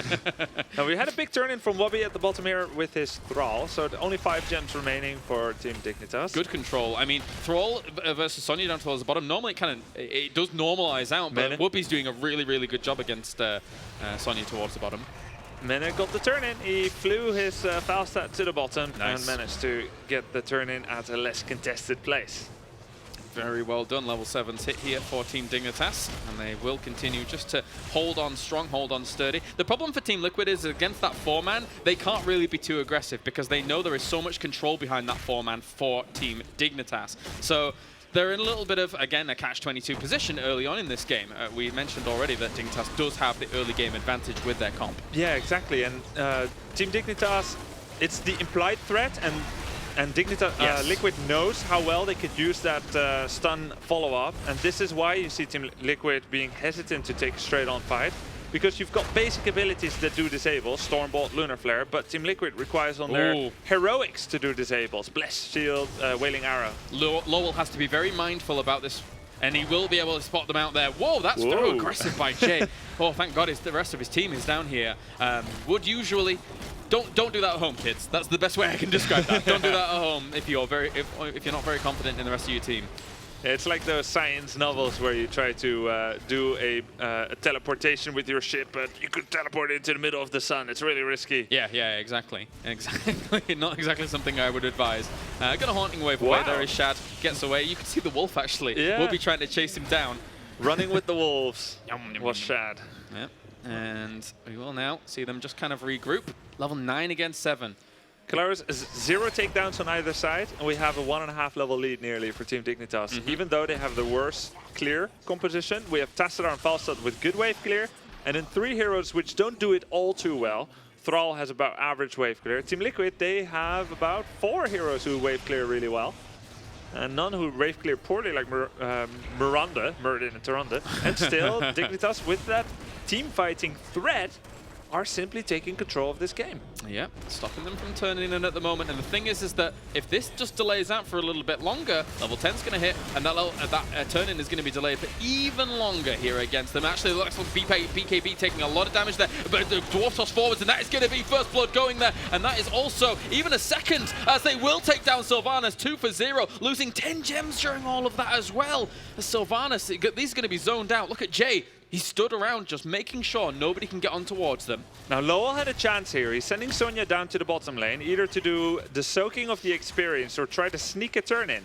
He has enough gems, and actually, looking back at things, it seems like no one would have contested him, but it would be a very risky move, as of course the way that he's showing himself in the lane meant that Dignitas knows that he's not at the pay station, and they might have acted differently if they did not see him in the lane. So doesn't want to take any risks. At this point, you're level 9.2, you just need to be super passive. It's so difficult to accept. The defense needs to be really good for Team Liquid somehow, some way, even without level 10. The problem is that with an early game comp, as strong as early game comp as Dignitas is, if they do snowball it in these situations, then you lose so much structural integrity that your late game, which would normally be good for a composition like Team Liquid's, you don't gain traction because you just don't have structural integrity. So it's very, very scary, this period of the game here for Team Liquid. Yeah, I couldn't have explained it any better. That's exactly what's happening here. And that also means that if we would see, quote-unquote, an equal game coming out of these teams, equal forwards, equal levels, that would actually be Liquid winning. Oh, looking for the stuns, but Iron Skin popped also a good juke anyway. Didn't even need the Iron Skin. Good movement by BKB. Yeah, but look how far these web weavers have pushed in. All of that gank down there, they know they're going to take this fort anyway. So they're looking for opportunities elsewhere. Sylvanas is going to be the next target if they can get on towards her, but she already knows. He has to play his cards right to be able to get away here. Oh, very small Haunting Wave, but still has Stormbolt, and that's a pop on Sylvanas. That's 3 for 0 at the moment for Team Dignitas. Team Liquid needs a way in. They've got their 10s. That is one way. Yeah, and at this moment, Team Liquid would normally try to take a fight. But they just lost Shad. Yeah, and also, during that gank, he actually popped his Wailing Arrow to try and save himself. That's a big misplay there by Shad. Oh, I didn't see that. Like, now he won't have that for another 70 seconds. I don't think he was going to get out of there anyway. Yeah. Yeah, you have to have the patience not to use that kind of thing to try and save yourself, because you die and you come back again in 20 seconds. Then you have it for a potential team fight. Now, okay, of course, now they wouldn't try to fight anyway because of level 13, but... Yeah. If it hadn't have been in that instance, maybe he was anticipating for that. Anyway, we won't dwell on it. You know, these things happen from time to time, as we do see them just going for the turning point with their 13 talents now. We actually see sprints being chosen by Snitch on Taronda, either to catch someone, run forward, and then use that Lunar Blaze to catch someone really far, or to save himself. Comes along every so often. Don't use the Celestial Attunement, I suppose. Or, in fact, Overflowing Light, I should say. Celestial Attunement's level 1, lol. Lol. I actually said that in real life. Careful, Kalaris. One more lol and... and I'm out. All right, but a lot of potential here to push on towards Lowell. He will be Ancestral Heal very, very quickly there. They're going to gust them away for a moment, but they actually get gusted into a wall. Bit of a precarious spot there, as Lowell's still taking a lot of damage. So if they can get him up, and he will go down. That's a lot of gems he dropped as well here. Team Liquid on the run, and also really on the back foot now. The force wall! BKB getting caught there. The front line gets smashed against the wall, quite literally, during all of that. There's so many gems they lost, and Dignitas' execution is so on point here. Very, very flawless play by Team Dignitas here. 5 takedowns versus 0. Looking at some of these games, I'm not sure who's going to actually defeat them in this tournament at the moment. If they continue on with this kind of pace, they are just on a better level in terms of coordination right now. And Team Liquid, you know, of course, you know, they came second in their group, but they are no pushovers, to say the least. Cute to notice, by the way, that Johanna, she has this trait that can save her from any stuns, slows, roots, silence, and so forth. Well, not silence, unless you pop it first. But that Unstoppable, that Iron Skin, the one weakness it has is Entomb and Force of Wall. Force Wall, because they can block her movement. Oh yeah, and Zombie Wall, by the way. But these three things that are like territory blockers instead of direct effects on Johanna are great to take her down. So Tassadar is a pretty good counter whenever you're thinking of countering Johanna, maybe in your Hero League games. That worked really well. You make a great point, a really, really good point, and it's something that unfortunately she just can't account for. So much so that in the past, when we saw Force Wall being a big thing, you would even see things like Anubarak being a heavier warrior choice because he can burrow charge away from a wall or things like that. Of course, he's not as meta. Yeah, I remember now, people used to pick that way. If there's a Force Wall, it's like, okay, take 5 heroes with an escape. Yes, something to be able to get over a wall is useful. And Tassadar is really, really showing his worth right now. Now, classical move would be to push the top wave so that that spider is closer as well. The fact that Dignitas is not doing that means that they really want to get something done really fast here in the front before level 13 is reached, and I kind of like that. Force Team Liquid's hand, force them to try and defend in a precarious spot, force them to make a mistake in a team fight. Rather than trying to get 3 good pushes that take away the towers, they want 1 super good push, maybe leading to a keep. And that's a good silence on towards Whoopi there, but it only hits one of them. The Gust is going to save him, definitely, during all of that. BKB taking some damage. They're going to chase him down. Frostwolf, the Wolf even doesn't hit BKB. Very good movement by BKB this game. It's just rough for him that he's 2 to 3 levels down, where no matter what kind of initiation he does here, Team Liquid needs Dignitas to mess up, lose someone foolishly, and that would be the beginning of a comeback. But if Dignitas plays this perfectly, there's no way that they can give this away. Level 13's come in, but they're still level 16 against Dignitas here, so that's going to cause a lot of problems with that talent advantage that Dignitas still has. Only Disintegrate as well as Ancestral Heal against Sundering still available, which is very, very difficult for Team Liquid to engage into. Jay positioning himself, maybe looking for the opportunity to jump over, couple it with something. Doesn't think he can grab it. There's going to be the Iron Skin for the Unstoppable. All right, at this point, we don't have enough gems for Dignitas to pay yet. Usually the way this map plays out is that you keep clearing all the waves as 4 or 5 people together. You get enough gems, and you just asphyxiate your opponent, symbolically speaking. Metaphorically speaking, where you just keep getting the gems. Another way, this is a power move. Look how much, it says how much control of the game they have. We have a lot of vision. We have the Oracle from Tassadar, the Sentinel.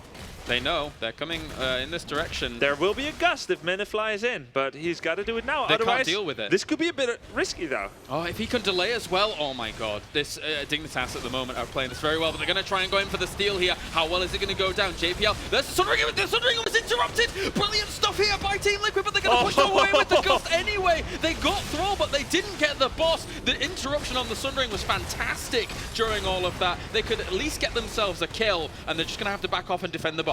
So much disengage for Dignitas, the mighty gust there to deny the boss steal, but still, that was the first takedown for Team Liquid. They got a single takedown. Yeah. So in theory, that was a risky move. Imagine if the Sundering had gone up, it would be a whole different story. This would have been a 5-man push with a boss. Yeah. Like, that would have been a lights out for this keep, for sure, I feel, but that was a saving moment there for Team Liquid. Briefly. Team Liquid also got a little bit lucky in another way. The Tornado, pretty much a random spawn, pushes people around randomly. It was gentle. The fate was gentle on Team Liquid. It wasn't like, I'm a Tornado and I want these 2 people sectioned off and push them up all the time. All right, how many gems do they have? They have 57, and they'll require 65. So not just there, yet 82 gems. Team Liquid have yet to turn in. Dignitas' control of these points have been strong. BKB looking for it.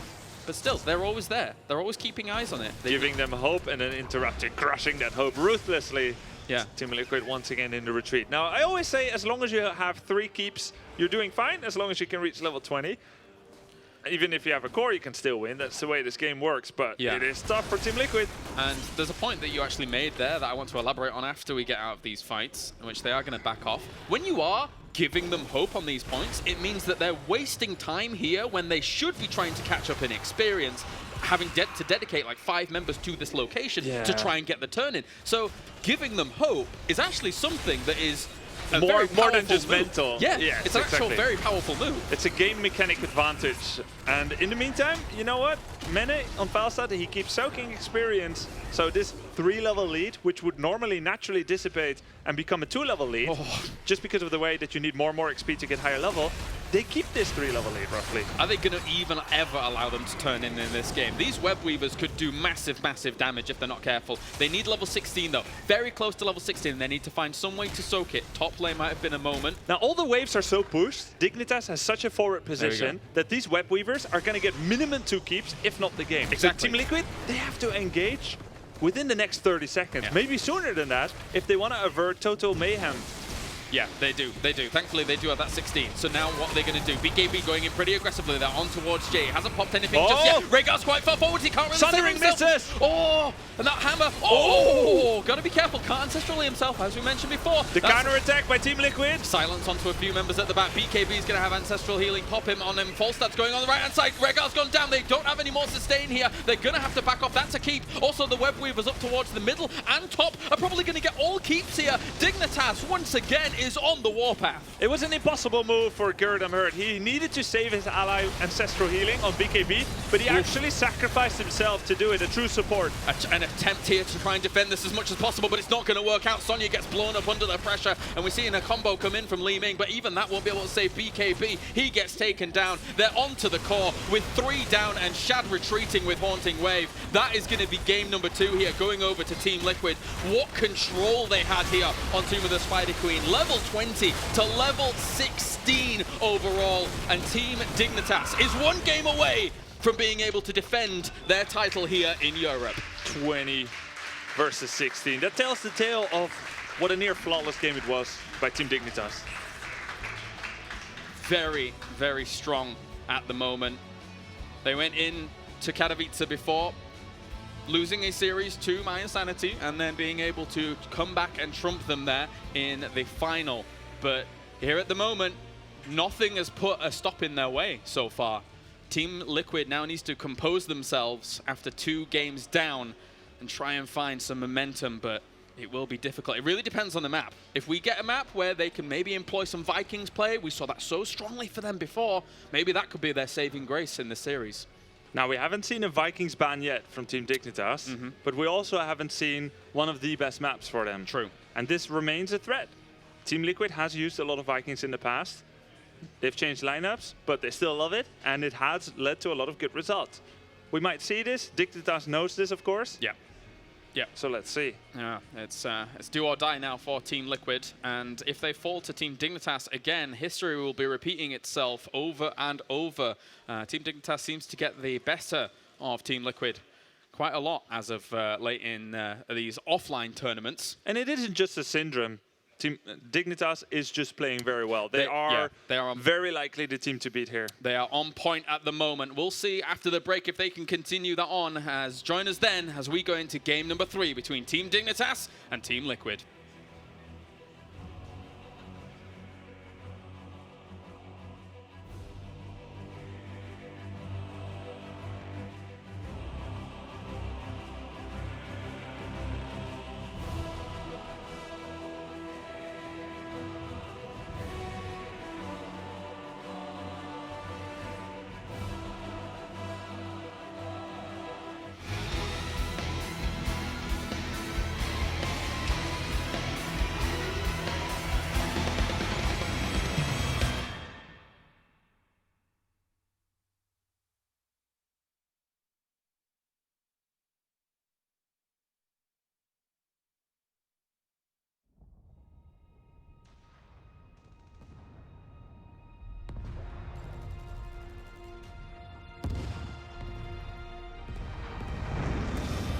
We are hope.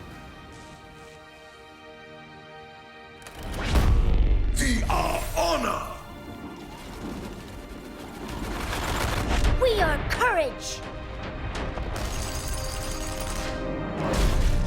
We are justice.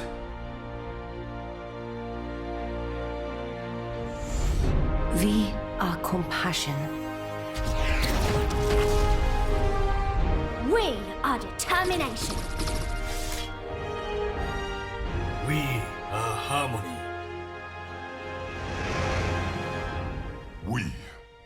Overwatch.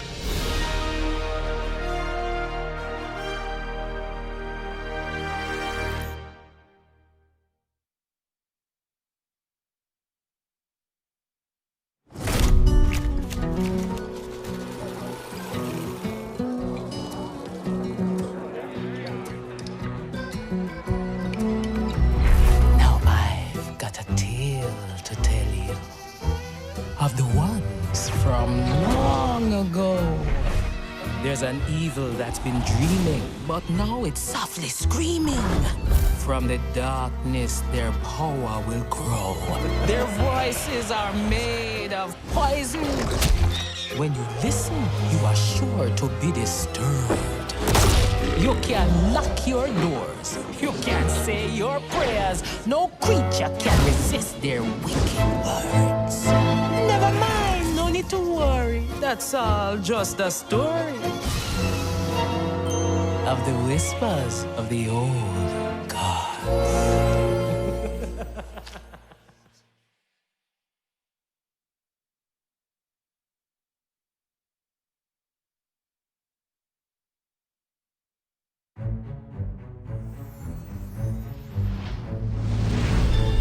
Oh, hi, new friend. I am Brightwing. Do you know about fairy dragons? Well, we like happy things, like nature and making new friends. Ooh, and snack time. When playing with friends, the fun never ends. Hey, come back.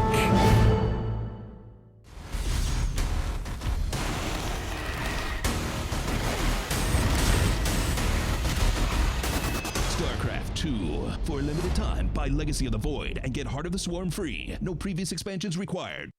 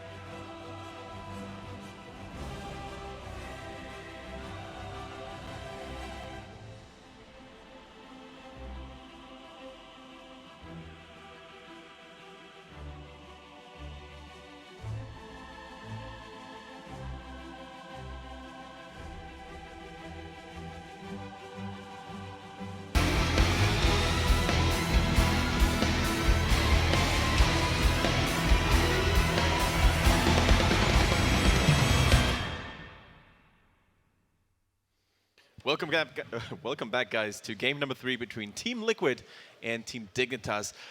It's not looking particularly good for Team Liquid. I think the second game was even more one-sided than the first one. What went wrong in this one, Dread?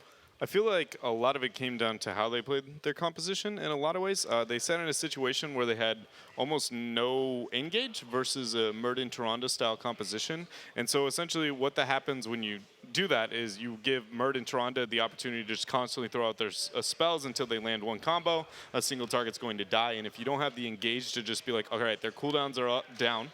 They can't force a single target burst, so we just are going to engage on them. But they only had Blessed Shield. They didn't have Leap either, so they had very little engaged to be like, all right, we're going to actually force this fight into our favor, and I think that really hurt them. Tetra, anything you spotted that went particularly wrong for Team Liquid? Yeah, like Dread said, their engage was quite low, but even before that, they actually just got picked too much. They didn't play safe enough. They didn't protect each other well enough in this scenario. So Team Liquid, even once they got to those heroics, which I don't think we were too happy with. Like I said, the Blessed Shield lockdown, but I think we were all fairly behind the leap into Falling Sword combo. But what they ended up doing is taking the Blessed Shield, etc. But by the time they got it, Team Liquid was, Dignitas, was already most of the way through their level 12. So they were already too far ahead thanks to all those picks and the map control they had. Sometimes you have to wonder, like Team Liquid, they know what they draft, but it feels like they don't know what they play. Because in the early games here in Tomb of the Spider Queen, they were the ones who getting out-rotated and out-pressured, although having a more aggressive team comp. That comes down to Tassadar. He is a god among men when it comes to the wave clear. He provides a lot of control and vision in a lot of different ways, and he's honestly probably, I don't actually know the statistic, but I would argue he's probably one of the highest win rate heroes like at this tournament. He definitely on the side of Dignitas is a must-have when it comes to a lot of their play, and it's something that I want to know in the next series whether or not Liquid is going to be worried about or is something they want to deny or try and implement into their own play. Do you think removing Tassadar maybe in the early ban from Dignitas is a way to come back into the series? I think it would be a fairly solid ban. It would definitely be more interesting than some of the other bans they could bring out on this map, because it would give Team Liquid at least a little bit more freedom as to what to pick up. We do notice the map that Team Liquid do like to play the Vikings on, but we were discussing earlier, maybe it's not the situation to pick it here against Dignitas. Yeah, I personally feel like there's a lot of priority picks when it comes to Sky Temple and a lot of things that kind of complement both of the team style of play. So I would actually like to see Liquid pull away from the Vikings in this situation and actually concentrate more on earning a lot of these priority picks. So Tassadar, obviously, talking about the value that he's kind of provided, not as high on Sky, but still very high overall. You have Kel'Thas, which is not as high again, but still very, very high. Falstad, Dahaka, Li Ming has been of high contention when it comes to this tournament. Definitely, Li Ming gains more value on this map than the other twos that we've seen so far because the probability of her getting a large amount of harass is far higher.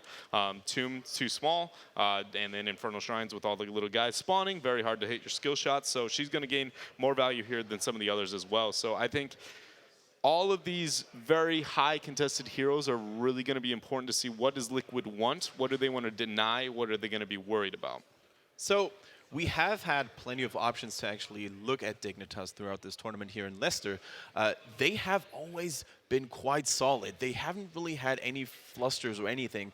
Is there still anything that you would maybe criticize and recommend Liquid capitalizing on? Dignitas, you say they haven't had too many flusters, but they haven't actually had too much flair either. Like they've just played very standard stuff, and I think Liquid, their drafts have been very solid. If they can continue to work their drafts in the way they have been doing, then it is just down to the teamwork to actually pull something out of Team Dignitas here. Anything to add, Dread? What could be a potential weakness for Team Dignitas? Illidan obviously is a forced ban. Any way to try and abuse that in any way, shape, or form, I think is a must-have. We were talking earlier about how we don't think we've seen Dignitas actually play Dahaka in this tournament. But looking at their past drafts, we did before this, and they have ran Dahaka in some of the qualifiers, so they're probably not afraid. Yeah, this is one of their highest priority if they are in the first pick position, which they won't be for this game, but in the second rotation, they picked it up traditionally. So I feel like there are loopholes, and I feel like Liquid specifically in game number 1 and their map selection, I feel like they did that very, very well. And now knowing that this is, again, Team Liquid's map selection, I expect their draft to be very well thought out again, and it's enough to where I hope that their composure is held up long enough to where they'll be able to take a win here. So if you are in the shoes of Team Dignitas, then what do you want to be sure to make of? Like on Sky Temple, what do you want to ban? Do you once again go for a very safe playstyle? Do you want to take risky heroes for them away so Team Liquid can't really capitalize on them? For example, Dehaka. Dignitas are just going to go for high priority here. They're going to go for high priority in their own style, just get some global, get some good control, get some strong heroes for their side, and just take as many away from Liquid as possible. Yeah, I think I would really like to see Liquid lower their Li Ming value. Things like Falstad, I think they should try and pick up a little bit higher, especially on some of the larger maps. It's not as, like, for instance, we saw in the last game, rather than picking Falstad, they decided to go with Li Ming. I think that was a very out of position pick priority, especially considering the map. She doesn't gain that much value, so I think some of the adjustments here, again, she gains a little bit more value on this map, so I wouldn't dislike it as much, but it just comes to a couple minor tweaks and understanding what they need to do to win. And I know that sounds very, very basic, but I mean, the lack of engage, for instance, that they have, it was a major struggle. So let's actually take a look at the in-draft screen here. We see Sky Temple being selected as the Battleground. Team Liquid, as you said, Dread, is going to have their first ban. Now, they need to step it up. Is it time for the Vikings? Is it time for a comfort pick? Is it time to surprise the enemies? But once again, they go for a very safe first ban. Kel'Thas has been selected. Illidan will be the ban for Dignitas. Every single game, every position, they have banned that throughout this whole tournament. There you go. Yep, so, is it Falstad, is it Dehaka, or is it Tassadar? I want to see a global. I would be worried about giving up a double global here. I think Dehaka is probably going to be the pick here. But I don't know if I think it's the absolute best, because we also haven't seen how influential. See, they're doing exactly what you criticize global. Yeah. I wouldn't doubt it. I think the double global is a pretty valuable approach to have here. I think Dehaka or Falstad, a minimum of one for Team Dignitas here. Just a question of which one they put the priority on and which one they feel more comfortable with, Falstad or Dehaka, or both. It's going to be both, and that is denying so much global to Liquid. So Liquid, gonna be honest, maybe Vikings are what they need just to try and counter XP-wise. But then again, you have two very strong counters, right? Falstad and Dehaka, they can appear at any time. It's probably going to be their pickup here. It's a really common pattern for Liquid. I just get so fearful anytime I see that kind of global. They have a large amount of CC. They just have a lot going for them. The Vikings that early too. They really want it. As long as if they don't get picked too much, it could work out for them. But it's still incredibly risky in this because they are giving up to run. They're giving up a lot of high priority heroes with this. So we have seen throughout this tournament that a global mobility heavy team comps get more and more important. Can you actually elaborate to us how you play against that most effectively? Well, when you have Vikings as a react to the soak that they provided, essentially you can compensate for the soak as well. And use, essentially you're just soaking and making sure you don't fall behind in CC or in XP, but in comps where you don't have it, it's very hard to deal with. Essentially, you rotate to the global, so rather than fighting away from the global, it gains value. You bring your team to the global so then it doesn't gain value, and the rest of the team has to react accordingly. Toronto ban to get rid of the Murd and Toronto style play. Not surprising. Tassadar making it deep in this draft. I would not be surprised if Dig picked it up. At the same time, with the Haka, double support, double tank is usually not the go-to. Does provide a lot of survivability, but not a must-have in a lot of the situations. They go with Johanna here. So ETC, that was a pairing we saw. Yeah. But I don't, ETC being banned out actually, so no, that isn't going to be the case there. That was a pick I saw from Dig on Cursed Hollow yesterday, I want to say, that it caught me off guard a lot. And again, coming out here, they ran a very standard Johanna build. What we also see now is that Uther has been picked by Team Dignitas, whereas Team Liquid, they still need a strong support. So having a potential for Sonya once again doesn't really work because the only thing you would pretty much add to this is either a Rega or a Tassadar. But is a single support going to be enough here against this lineup? A single support for who? Sorry, I got for Team Liquid, if they pick someone like a Sonya.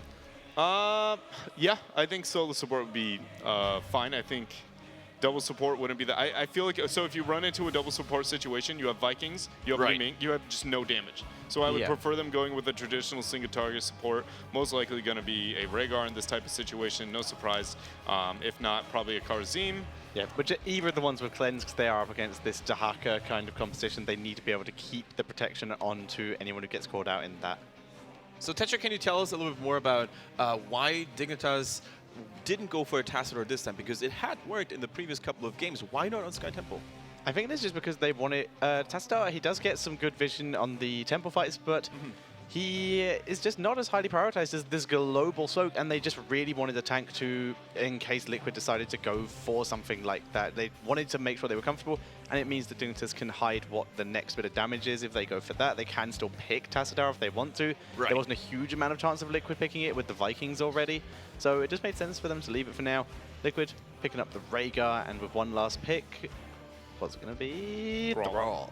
Okay. I like that a lot better than moving into a double support. I think I would have maybe liked Sonya better. I'm not as big of a fan when it comes to Thrall after the adjustments coming out to the Sundering, but it's not bad by any means. He's a strong solo laner. And we're talking about Team Liquid's Lull, the Green Jesus himself, after all. So I think he feels very comfortable on the War Chief of the Horde here. Zeratul, that's a Wooby.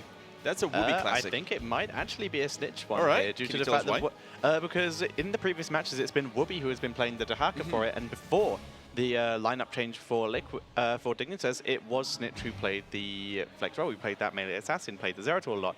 So if I had to guess, it would be that. It can be switched either way. Maybe Snitch has played some Dahaka that I haven't seen too much, but overall, that is the lineup I would go with.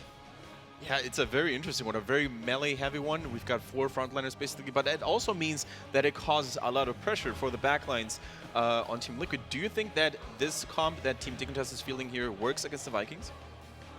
Yeah, I Zeratul. So yeah. Yeah, I'd Cleave build? Like, Gathering power, 3 stacks. yeah, I mean, yeah, I don't know if that's what they'll be going for in this type of situation, but it is an option that's going to be available they need to them. To kill Li Ming, so the Vorpal Blade is pretty invaluable in chasing her, but Vikings just easy kills in general. Zeratul can pick them off and just get XP for his team. If you take a look at the Vikings here and the first pick on Li Ming, do you think that they picked Li Ming preemptively in order to deny the enemy team that easy reset from a Viking? Is it really worth it to go with this kind of strategy? I think that's maybe the mentality there, but I don't agree with it. Right. I think that's probably the thought process behind that decision making, but I'm very fearful of Team Liquid. They're already 2 games down. But with their draft, this one specifically, I felt like they had a pretty convincing draft in game number 1. Game number 2, I felt like they still had a convincing draft, but they didn't play it necessarily properly. And this game, I'm very fearful of their success here, just off the pace. Tetra, do you share Dread's sentiment there? They put a hell of a lot of reliance on the Vikings here due to the fact that they just straight up gave away 2 globals here, and they had to pick the Vikings to counter it, which is exactly what Dignitas would have been preparing for a map like this. So I do feel a lot of concern for Liquid here. Yeah, it's going to be a rough one indeed, because let's not forget, guys, if Dignitas wins one more game here in this best of 5, they are actually already in the grand finals, whereas Team Liquid, they need to put everything on the line. Otherwise, they're going to be dropped out. They need to win 3 games in a row. Right. That is a gauntlet to be swipe. thrown down without a single loss. That is incredibly difficult for them. It's going to be really, really hard for them. I mean, they need to make a comeback not only in games, but also in momentum and really in their mindset as well. But without further ado, guys, we're going to jump to our lovely casters, Grubby and Kalaris, who are going to take us to game number 3. Oh boy, is Shad going to have to play the game of his life here to keep himself alive against this one. Now, I spoke to the teams before to kind of get their thoughts on the whole series, and seeing Volstad Dahaka come right out of the gates for Team Dignitas there, they knew Vikings was going to go through. They knew that they weren't going to be able to get the chance to ban it out on the second rotation, and that even just those 2 alone to be able to hunt Vikings, kill Vikings, dominate the map, and then a Zeratul to finish things off, there is so much weight on Shad's shoulders, I am scared. And it doesn't end there. Johanna is the best warrior against Vikings. Right. Because Vikings will usually have a stun composition so that those 4 guys can easily roam around the map while the Vikings is doing their job of experience soak. So you try to get some roots, some stuns on the single target and take them down. Johanna has Iron Skin, unstoppable. Yep. And she has the best wave clear of any warrior together with Leoric, who is much more susceptible to stuns than Johanna. Yeah. So she is the best warrior. We've got the 3 best other characters against Vikings, Dahaka, Falstad, and Zeratul. In a Hero League game, you'll be lucky if you have one of those against Vikings, because people simply won't counterpick Vikings. Here they have every single thing that counters Vikings. The lost Vikings or the Vikings lost. Well, you remember in the trailer where they fell off Sky Temple on the boat? That might be happening again, my friend. This could be very, very scary for them indeed. We're going to be getting into game number 3 in just a moment, but I can't help but feel that Dignitas' draft has been so clinically thought through here.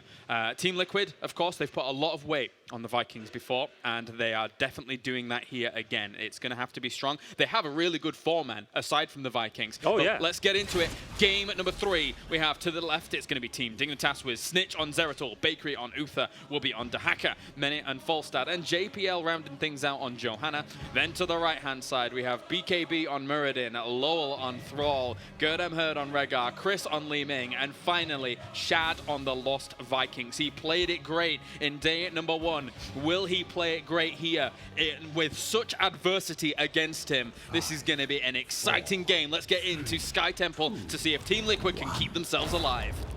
And they will try to do that with what is essentially the best companions to the Lost Vikings. Yes. Thrall, Rhaegar, Li Ming, Muradin. I could not think of a better team to complement Vikings. If you play in Hero League, you have the warrior with Escape, you've got the assassin, melee assassin with Burst and Lockdown, Rhaegar is mobile, and Li Ming can potentially make some big plays after the first kill. It's perfect, but they're against the most feared foe in every single way. Every single hero on the enemy team is designed to counter Vikings. Yeah. And we were talking a little bit about what we expected out of this match. On paper, based on how everyone has been performing, we expected maybe a 3-1 out of Dignitas, with a single battleground going to Liquid, thanks to Vikings. Yeah, this is what I mentioned before we were on there. Exactly. Yeah. And this is the 3rd map so far, and the 3rd battleground that is being played, and Vikings had to come out, or Liquid could face a 0-3 defeat. So they wanted to use their secret weapon, and Dignitas showed that they knew it. And the first Viking is already down. And and the thing is that you've got to really anticipate how positioning for the Vikings is going to be here. We're going to see them being ultra defensive in comparison to their usual positioning, being in bushes hidden elsewhere, etc., and things like that, as we will see them already just stood at their gates. Look how far back they are here, knowing that there could be the threat. So rotating up towards the temples, Dahaka's going to stay bot, and he can just transition with Brushstalker whenever he needs to. Dahaka also going with the Primal Aggression at level 1, doing 100% bonus damage to minions and mercs. We're going to see this repeatedly during the game. Eric has fallen. Yeah, our observers will not be able to catch all of these, so please... Yeah, there's going to be too much of a Viking massacre to actually follow it with cameras, with the current technology of cameras. Yeah. That's the first proper takedown of the game, though, aside from a few Vikings here and there. Team Liquid gets it. They get themselves Falstad, who got himself in a odd spot, to say the least, unfortunately for Mene there, but capitalizing on it well, our Team Liquid. Now, Olaf is at the bottom, and he is alone, so he will do the XP soak there by himself. Great blocks by BKB. Can he continue that on? There's no Iron Skin. Maybe he'll be able to get the kill. Doesn't want to stick around for long. If he jumped out half a second later, I think they get the takedown on JPL and still manage to get away. So slightly too safe there by BKB. Good, no mana. But you can see how that Iron Skin, the Unstoppable, is really helping China get away from this lockdown team. Oh, yeah. And Team Liquid keeping good track of Snitch as well, always able to spot Doubler and making sure that he doesn't have too much free reign in all of this. They did claim themselves the middle shrine, the top shrine. They're going to claim the top shots from that as well, so really good start for Team Liquid. Yeah, you know, relatively speaking, they're down on XP despite taking more of the laser shots. They got a first real takedown on Falstad, but are still down in XP a little bit despite having the Vikings, and now finally they start to get ahead a little bit. Those shots helped a lot. Now, Kalaris, this is the 3rd game in a row where if Team Liquid takes an early to mid-game advantage, they have a team that can benefit from it so much. The 3rd game in a row. Double Sylvanas, specialist style, now Vikings, very specialist style. But they need that early game advantage to actually be able to make their comp work. If they fall behind, Vikings can really be in trouble, especially against such a highly mobile team of Team Dignitas. Yeah, it can be scary. Would be run, Eric, run. You have the Swift. You are the Swift. And he will get out of there, while even claiming the watchtower, so that's nice. And they actually did take Bribe at level 1 as well, so they'll be able to take those easy camps a little bit faster, which means that this bottom lane is something of a bit of more of a priority for them to continue controlling, especially now, coming up to the next temple, which will activate. Now, this is a super crucial moment in time. This is normally when both teams will take bruiser camps, but due to the map pressure that Vikings can apply, we actually have, during this bruiser acquisition, Team Liquid pushing. Normally, you'll never see this. You cannot dedicate 4 full heroes to the bottom lane. If they get these 2 towers and perhaps the healing fountain, Team Liquid could set themselves up really well for the second temple phase, which is going to be at the bottom. Good with the Wolf, level 1 and 4, will be getting himself another kill up there, so they're not going to be soaking any experience up there. And that's important because they took the bruisers. That can push down that fort, and we can see Team Dignitas here get themselves a sizable chunk of experience before that temple is even open towards the bottom. Yeah, they're playing this so well. They're not allowing Team Liquid to play their own game. Yeah. The scenario which we just described, the bottom push dominance, is actually proving to be not that important to Team Dignitas. They can simply keep 1 or even 2 heroes in the top, already took down the first fort of the game, and at most, this temple will do exactly the same as what Dignitas has just achieved with just a 1 and 2 hero push. We'll be still towards the top, and the thing is that when he's up the top here, he can brush talk down to that bottom temple very easily from multiple angles. Balog falls elsewhere as well. They're trying to put on pressure to Bakery, but they can't catch him. Daka's pushing the keep wall. Yes, that's early. Olaf goes down, Balog goes down, their stories are lost. Time to leave. Bruce talk away, and we actually see more than half of the laser shots going to Dignitas after doing all that. I'm super worried. I mean, they said it at the desk on about Team Liquid's potential here, and I mean, we said it as it came to us as well. We were theorizing all the while about how this is going to play on out. It's actually kind of beautiful in a way to see the draft evolving that way. Falling sword as well. Oh my god. Wow. Like, that really hurts the 5v4 mentality of it. Joanna is going to be engaging hard onto them. Of course, Blessed Shield kind of serves a similar purpose. It's also a second escape. Yes, true. With Cleanse, Divine Shield, Falling Sword, and Iron Skin, the 2 frontliners have 1 million escapes, roughly, give or take 999,996. Yeah, 4 escapes. Yes. No math on that. No math. Yeah, no. But there's going to be another fort going down, and they just haven't allowed Team Liquid to gain any kind of momentum whatsoever with this draft that they've got going for themselves. They're always forcing the 5v4 to be going in vastly in their favor. They haven't allowed them to get level 10 yet, and Vikings have had no good opportunities. So there's going to be a bribe down towards the bottom here by Eric. Which is going to backdoor this fort. It will start doing some tower damage, and Shot will teleport out with the Hearthstone. Snitch arriving slightly too late to make him, you know, pay for that. And it will be Wave of Force, Ancestral Healing, Sundering, Play Again, as well as Avatar coming in for Team Liquid. So they'll clean that up instantly. It just takes away a threat from Team Liquid, as opposed to really getting too much damage. Now, as a player, I love getting a nice little 3-0 to give me some rest and show a minimum of strategies and pass through without a heart attack. But as a commentator, I'm all for putting players through the rigmarole of having to fight tooth and nail in a 3-2 nail-biter. Yep. But in this case, you know, I was hoping that maybe Team Liquid would be able to somehow beat the odds, and the thing is what looks like a doomed draft to actually make it work, but so far it doesn't look like it. Yeah, it's going to be difficult here. It is going to be difficult. And the thing is that Dignitas isn't really revealing anything by using this draft. They are drafting just smartly, considering what they've seen. Very rarely are you ever going to see a draft like this again from a team unless they're put in a similar Vikings versus Vikings situation. Every condition of this best-of-5 semifinals here in this Heroes Global Championship Europe qualifier #1 is that more here than any other place, it was going to be a pure Viking-centered draft. Yes, and counter-Viking. So we will rarely see this come back. It's the conditions, the mentality, the place that Team Liquid finds himself in that made them want to bring out this secret weapon. There is so much we could talk about, like even the map order, even who picks the maps. Like we've spoken about this at length off cast, but like we will for many more hours. Yes, after this. We will continue, but there's not enough time for us to really kind of elaborate on all of those things. Especially while there's fights going on right right now. BKB. Summer's going to go down. And actually, that catches some. Olaf's going to die off towards another location there. But at the same time, a stun goes on towards Johanna. I'm not even sure if they're going to be able to finish her off, though. Oh, that was a... Oh, that's very nice there by Snitch to be able to save. Mene with the 4-man hammerang there, hitting everyone twice. Yeah. And Dahaka, all the while, is just up to the top, eating and feeding on the Vikings. Consume Vikings. Yeah, consume Vikings. Where's the essence of Vikings? He just collects them He will all. start talking Norwegian soon. Dahaka is basically playing Pokemon. He got Balog, he caught Eric, he's caught Olaf. He's got them all. Got to catch them all. Snitch with the Vorpal Blade full on. Rhaegar goes down. That's another little bit of an extra loss to them, which they can't afford at this point. Shad, where's he going? Hunting season is open and Vikings are on the menu. They're basically ducks. Eric goes down towards the bottom. Shad, we said Shrink Ray on Balog. What is the... Well... The one time where Eric was bigger than Balog. Bakery is having fun.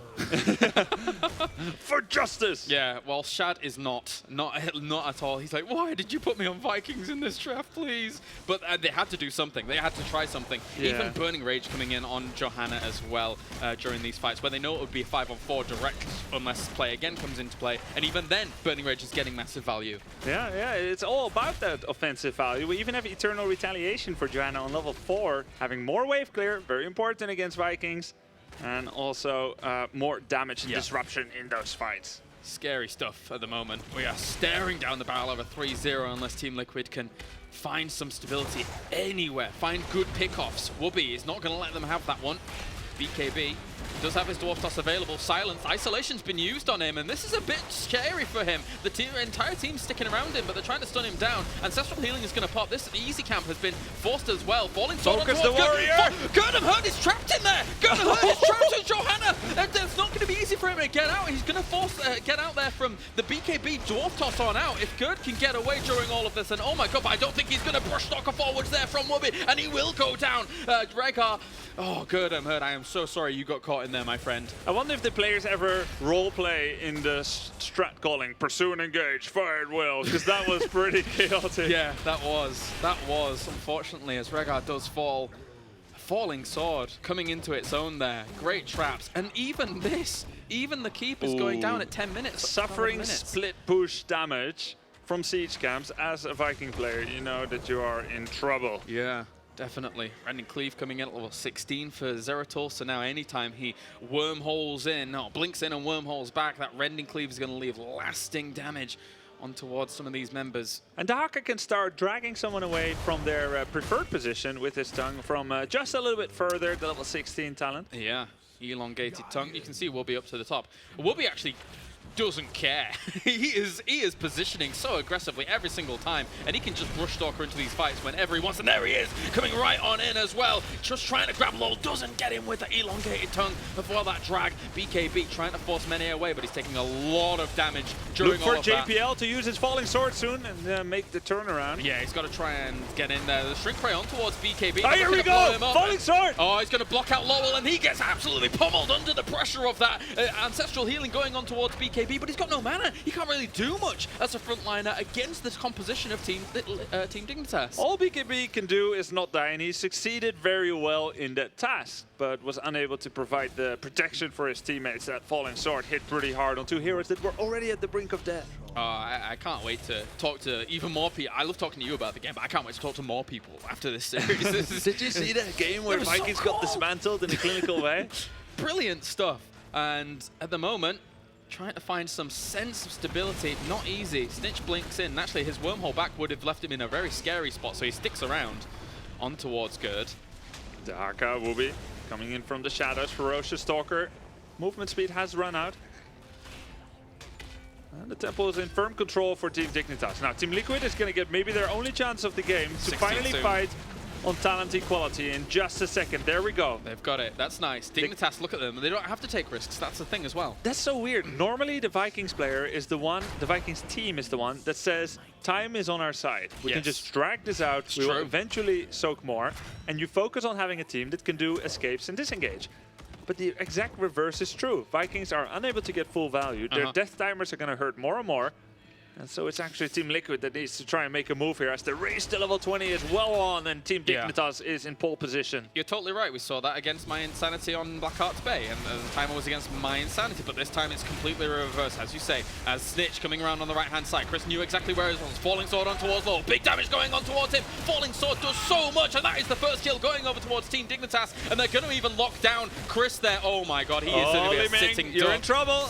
Tries to blink on out, nobody's able to hit him. He gets out of there for a moment. Will he get further away? It looks like he will. BKB Oh, the saves them. turnaround a minute, but the Divine Shield will save him. Very, very well done. Also the Vikings are here as well, so they're going to try and do some damage towards this. Snitch blinks on back, goes for Eric. Olaf's already gone down. Likewise is Baylor. Can he pop play again before Shad instantly falls? Don't think so. And that is going to cause him some problem. Oh, he does actually get play again. Oh, but he falls! The Thunder Strike by Mena to instantly delete Eric and unable to complete the play again. So, look, a sad position there for a Vikings. And now that is a big, big win once again for Team Dignitas. Core is under assault, starts taking a bit of shield damage. Nothing improved for Team Liquid. They were 2 levels down, they still are, but this time both teams are 1 level higher and double lasers are starting. I'm looking for an answer, but I can't find it. Team Liquid, they've got to find something, otherwise they are eliminated, and Team Dignitas goes on to defend their European champion status in the final. And look at how monstrous they are in decision-making in draft alone. Dignitas is not making any of the mistakes that we normally see in these kind of comeback games. No, not at all. And so there is no comeback right now. There's nothing that Team Liquid can create. They can only accept what is given to them. And to make matters worse, we have a lot of different ways of disengage by Team Dignitas. What Liquid needs to do is to engage hard, try to get 1, 2, or 3 pickoffs so that they could potentially control both of the lasers. But Falstad the Haka have so much global presence, they can always just go away against the position that Team Liquid is trying to contest. Bakery quite deep in there. We'll move away from BKB against as Jay and BKB continue to fight. Dwarf tosses out. They don't want no part of this. Falling Sword. Whoa, that was quite ambitious there. Shad was trying to soak some of the shots down towards the bottom. He's going to be contested there for a moment. I think it was Darker down there, but he's actually gone up towards the middle now. Was that a Falling Sword or nothing? Yeah, For the ones lazy, taking the elevator instead of the stairs. Exactly. So not much value out of that. Oh, this is a good opportunity. Oh, but they get ghosted. Beautiful Sundering. Oh my god. A beautiful Void Prison, I mean. Yeah, and there's the falling. Wait a minute. Oh, a full HP Ancestral on Chris.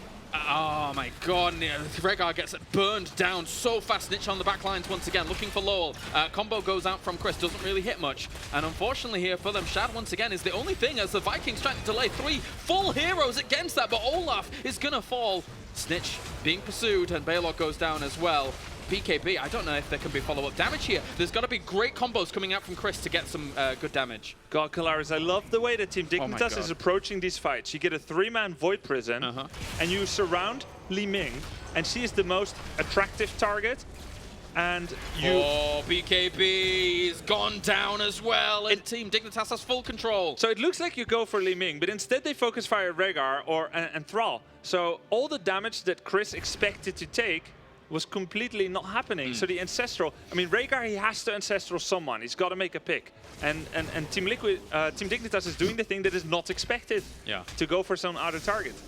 Brutal stuff at the moment. Level 20s are in. It's going to be Epic Mount. We have Indestructible, Redemption, Rewind, and Apex Predator as they take the boss, and that's just going to be the killing blow. The core is already on 62%, and it's been domination from the word go here from Dignitas. Aside from that one Falling Sword just slightly south of this boss, they haven't made any mistakes. The Sundering comes in, but it's not going to be enough, and Snitch flies himself forward. Speaking of flying, Many goes in for it as well. Unstoppable there on Lowell. Nice cleanse on Lowell. Very well done, but they're going to take down Rhaegar. Team Dignitas is on the warpath. Here comes the Falling Sword, finishing off Thrall, and it has been domination, absolute domination. Who is going to stop the current European champions? I do not know. It's not Team Liquid, as their core is going to fall pretty soon after everyone has gone down. And even Chris no falls. mercy, no mercy at all.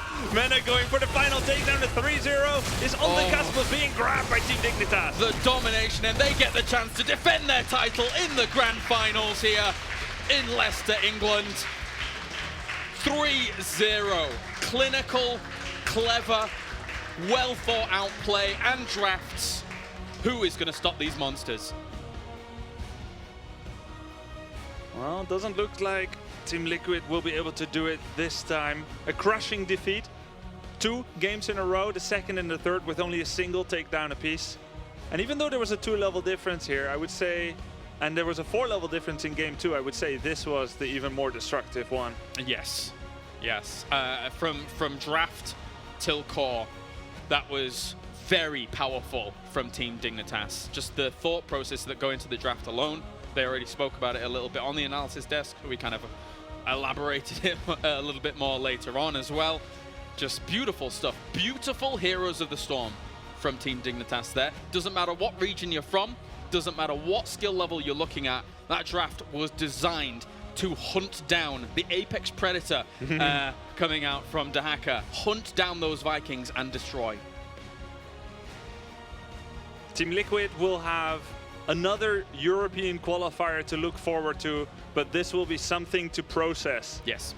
And a moment of grieving, probably, until you finally can look forward to the future again. Not too long, because you need to stay forward-looking. Yes. Every pro gaming career has their downsides, and you need to rise from the ashes stronger once again. So Dignitas was too powerful for them this time, but there are more chances. Very, very powerful stuff. And soon we will be hearing from them, as well as heading down to our analysis desk in just a moment. But a great series to start the day. Not because it was close, not because it was, but it showed the dominance of our current European champions and how difficult it can be to topple them. But for now, we're going down to the analysis desk to hear what the boys thought about Team Dignitas moving to the finals. Certainly not what Team Liquid had expected there and what they were going for. Now, it is hard to find a start because there were many things going wrong, unfortunately, for Team Liquid. Was it that Dignitas played flawlessly once again, or was it because there were too many mistakes? In the final game specifically? Right. I think a lot of it was just draft. I think there was the major draft decision with the first pick on Li Ming. I think whether it be a response, we were talking about this kind of backstage, whether it was a response to they knew they wanted to pick the Vikings and they don't want to get the easy reset. I feel like they should have just banned it then and then worried about picking something else, or be in a situation to where they, I just feel like the Vikings seem very forced. It is their play style, but I just feel like it was too forced and really easy to be dealt with. Mixed with giving up a double global in the first rotation and top tier 1 picks. It just, a lot of that game 3, I think, just came down to the draft. Yeah, there were very few situations in that entire game where a Li Ming, if it had been on the side of Team Dignitas, would have got the Vikings, because they always did what the Vikings should do, which is come in from behind and get the big burst off with the spin to win after the teleport. But instead, what ended up happening is the Vikings just weren't able to outsoak the Globals. The Globals gave more map control than the Vikings because they have a lot of utility themselves. And Dignitas just able to take the entire map. Yeah, unfortunately, that of course means that Team Liquid is no longer in the tournament. Team Dignitas, however, they advance to the grand finals, and we're now going to move on to Red Eye, who is already ready with Snitch. Let's hear what they've got to say.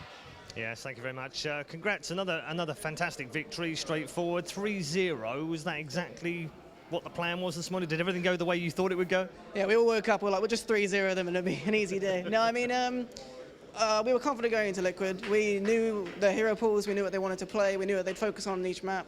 We were a little surprised when they picked Tomb. We didn't think they'd try and pick, because we're very confident on Tomb, and I think we showed that. So it was a bit of a surprise when they picked Tomb against us, but we expected the other maps to go the way they did. So I mean, was there any danger in any of the games? I think we were talking a little bit before we came on air. There was a slight lead for Liquid in game 1, but other than that, game 2 and game 3 were so one-sided. Was there anything that you think you could improve on for the grand final?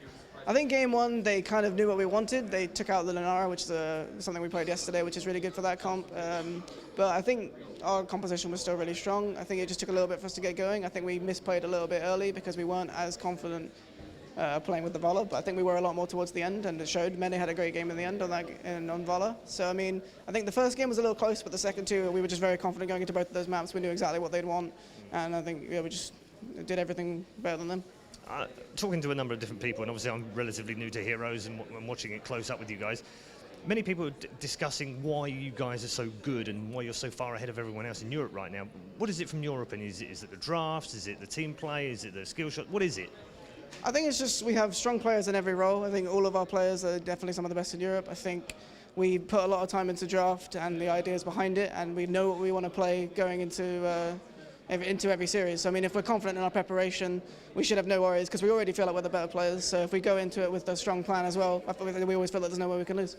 Confidence obviously is great, and it's a great thing to have, but there's always that element of complacency when you're playing so well and everything's working so well. How do you guard against that going into the grand final? I think we'll be fine here. We did have a little bit of struggle with that in the past, I think, especially during our time in Korea. We definitely had an issue with a bit of complacency. But I think in this event, we've been very focused, and I think in the grand final, we'll put on an equally good show. Well, best of luck. Team Dignitas safely through to the grand final. Let's find out who they'll meet in our next match. But first, let's go back to the desk with Kendrick. Let's see what they made of game one. Thanks a lot, Red Eye. We heard from Snitch that sometimes even the flawless Team Dignitas isn't entirely happy with the way they play their comms, with the way they prioritize certain targets. It's hard to imagine that there is still room for improvement if you take a look at that flawless performance by Team Dignitas, or do you think they could indeed improve some of their aspects? I mean, I definitely think there's room for improvement. When they went to the international scale, definitely, I mean, even MVP Black probably can say that there's room for improvement. I don't think any teams in any part of the world can just sit there and be like, nah, you know, we played perfectly. Yeah. It's a good time. So I mean, the hypercritical mentality is instilled in every competitive player, so it makes sense.